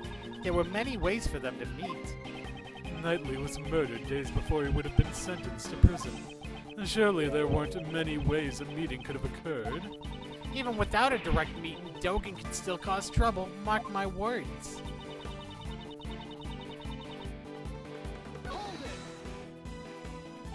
What could Knightley have done in the detention center to displease him? That was just an example. You don't have to take it so seriously. Didn't I already say that I have no idea what transpired between them? Nevertheless, you certainly are a serious one, Edgewood, dear. What's this? That piercing gaze. Always standing straight and stiff. Very nice. Looking very clever, my dear. I think I'm about to become your biggest fan. Mr. Edgeworth, stay focused. It's just a flesh wound. Right. Is this some form of psychological warfare? In any case, he was the one who stabbed the victim to death. I'd like to hear your thoughts about the circumstances surrounding the murder. Well, I suppose it was a simple job. During his booking, I learned that the victim has some kind of injury to his neck. He couldn't turn his neck to the right. I remember him saying something like that. Booking. That's the process one undergoes before being locked up in the detention center. It sounds like you didn't really know much. It sounds like you don't really know a lot about Knightley. I only know a little. In any case, he would have been an easy target for Dogen. Perhaps he used the chisel hidden in his chessboard? The victim wouldn't even have had a chance to scream. I see. Your opinion will be a very valuable reference. Could you add those last statements to your testimony?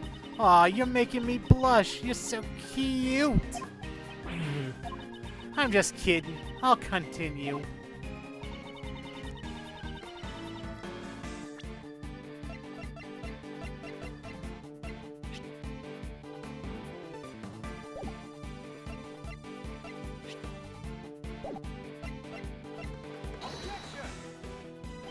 Warden Roland, what do you think of this piece of evidence? What do I think? Well, what do you think? Ah, yes, is that it? I think so too. What do you think? It's utterly ridiculous. I wholeheartedly agree. Ugh, it seems I was mistaken.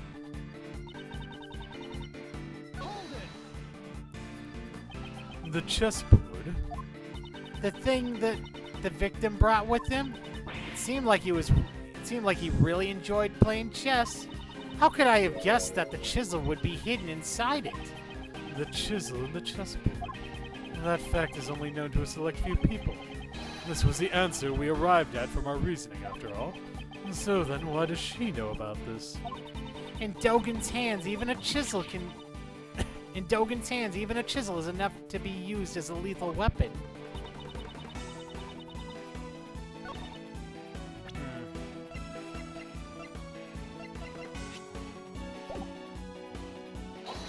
Okay, that was also wrong. Warden Roland, what do you... Okay, so yeah, alright. Random bullshit, go! Okay, this is clearly the... okay, the chessboard is the piece that I should have presented. Okay. See, this is what I mean when I say random bullshit, go. Warden Roland, you certainly are sharp-witted. Hey, enough with the titles. Call me Patty. P-A-T-T-Y. However, there's something you were a little too knowledgeable about. I'm embarrassed. You're such an inexperienced child, Edgeworth, dear. Fight on, Mr. Edgeworth. You said you didn't really know much about Knightley. If that's the case, how did you know about the chisel inside the chessboard? Oh, of course, the entrance check.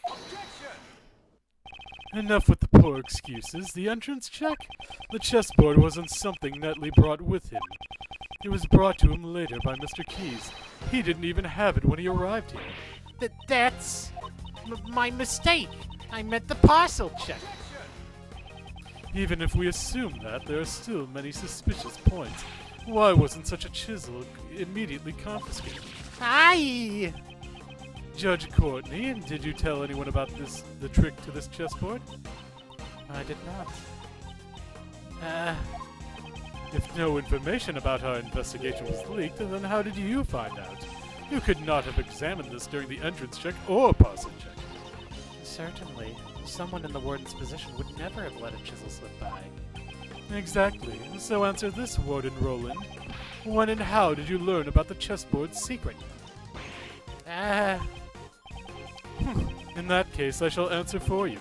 It is because... Hold it! I give up, Edgewood dear. It is as you say. I interrogated Knightley. That's how I learned about the chessboard. But please believe me, I didn't kill anyone. Enough. It would appear that we have uncovered some vital information. I'll ask you to testify once more, if that's all right with you, Prosecutor Edgeworth. No objections here. Thank you, Edgewood dear. I'll do my best. Seriously, it's fucking weird that she makes... Well then, Warden Roland, I trust there will be no lies from here on out. Her pool of lies is slowly running dry. Soon I will bring out her true nature. My story, part 2. I wouldn't go so far as to call it an interrogation. I always make sure to talk to all the new arrivals. Mr. Knightley, yes, we had a little chat. After I'd talk, he went right back to his cell, I assure you. She's piling lies on top of lies, not realizing that it only tightens the noose around her neck. You speak with the new prisoners, you say? That's right. I'm glad you understand. Your testimony is not solid evidence. It requires more than just understanding. Well then, Prosecutor Edgeworth, you may begin your cross-examination. Okay, let's see, so...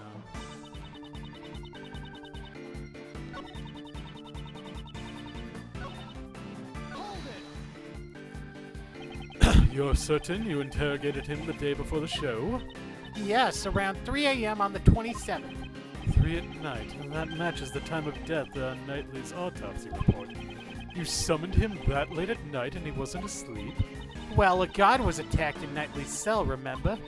After that incident, we checked his cell and inquired about the circumstances. I'm sure all that excitement made it hard to sleep.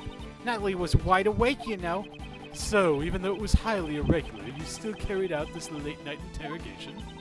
Edgewood, dear, you're so mean. Ugh. It may have been irregular, but the truth is I had him moved.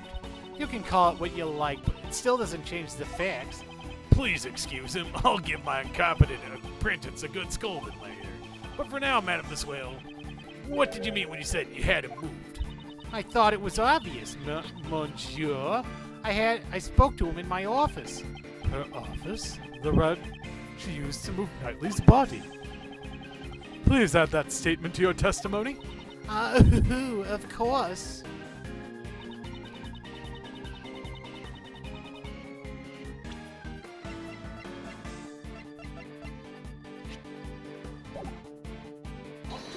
Wait, really? That's not the answer? Warden Roland, that statement you just made is contradictory. Oh, is there something strange about it? Yes, this evidence. Oh, shit. Okay, well, let's see where it throws me, then. To come this far only to lose the truth. But it seems there's nothing I can do now. Okay, so I forget how the continue... Thus the truth was lost for all eternity. Okay, well, our first game over, then. Let's see.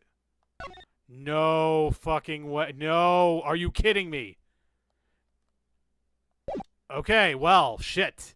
Now I feel like an idiot for not saving more recently. Okay, well, shit, I guess I just got used to, what happened in, crap. Okay,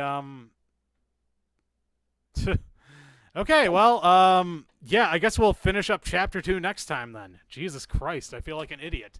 Wasted so much time there. I guess I just got used to what, God, the Great Ace Attorney Chronicles really held my hand there. It let me continue right from the point of failure. But, so yeah, until next time, this has been Back the Log Off. I've been Professor Icepick, signing off. See you next time. Actually, wait, let's check something here. Can I, like, rewind or something? No, it looks like I can't. Wait, frame skip? No. Let me check something before we go, honestly. Let's just check one thing. One little thing. One little simple thing. And if I can do this, then I will. If I can't, then...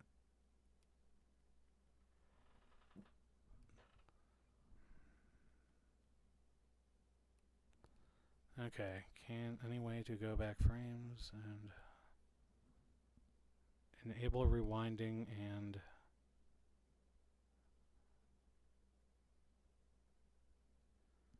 bind a hotkey to rewind. Okay, hold on a second. We may be able to salvage this.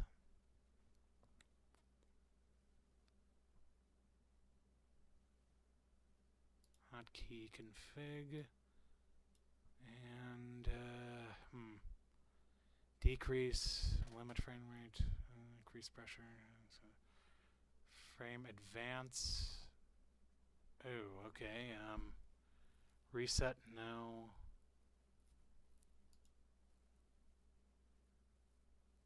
Other, no. Turbo, no. Save slot, no. Save states, no. Movie, no. Rewind, huh? Let's try that. Okay, means it's already apt. All right. Okay, means it's in conflict with the game button. Okay. Shift R. Okay, Shift R. All right. We're gonna try something here. So let's see. It's been a while, so this may take a little longer. Let's see if we can do this.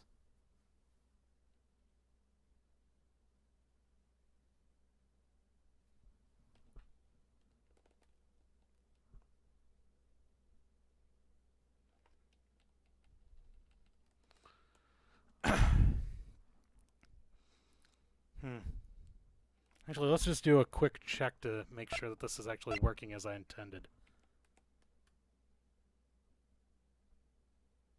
Yeah, no, that's not doing anything. Okay, let's see here now. One more check, and then I will give up. Tools. Save. Increase screenshot.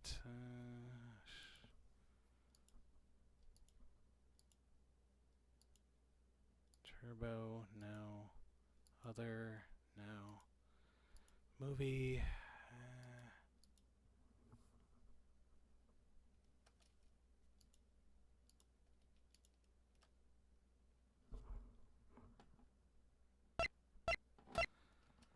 Okay, well, I guess that's that then. Alright, so I guess next time we'll finish up Chapter 2 and hopefully get started on Chapter 3. So, good night, everybody. Yeah.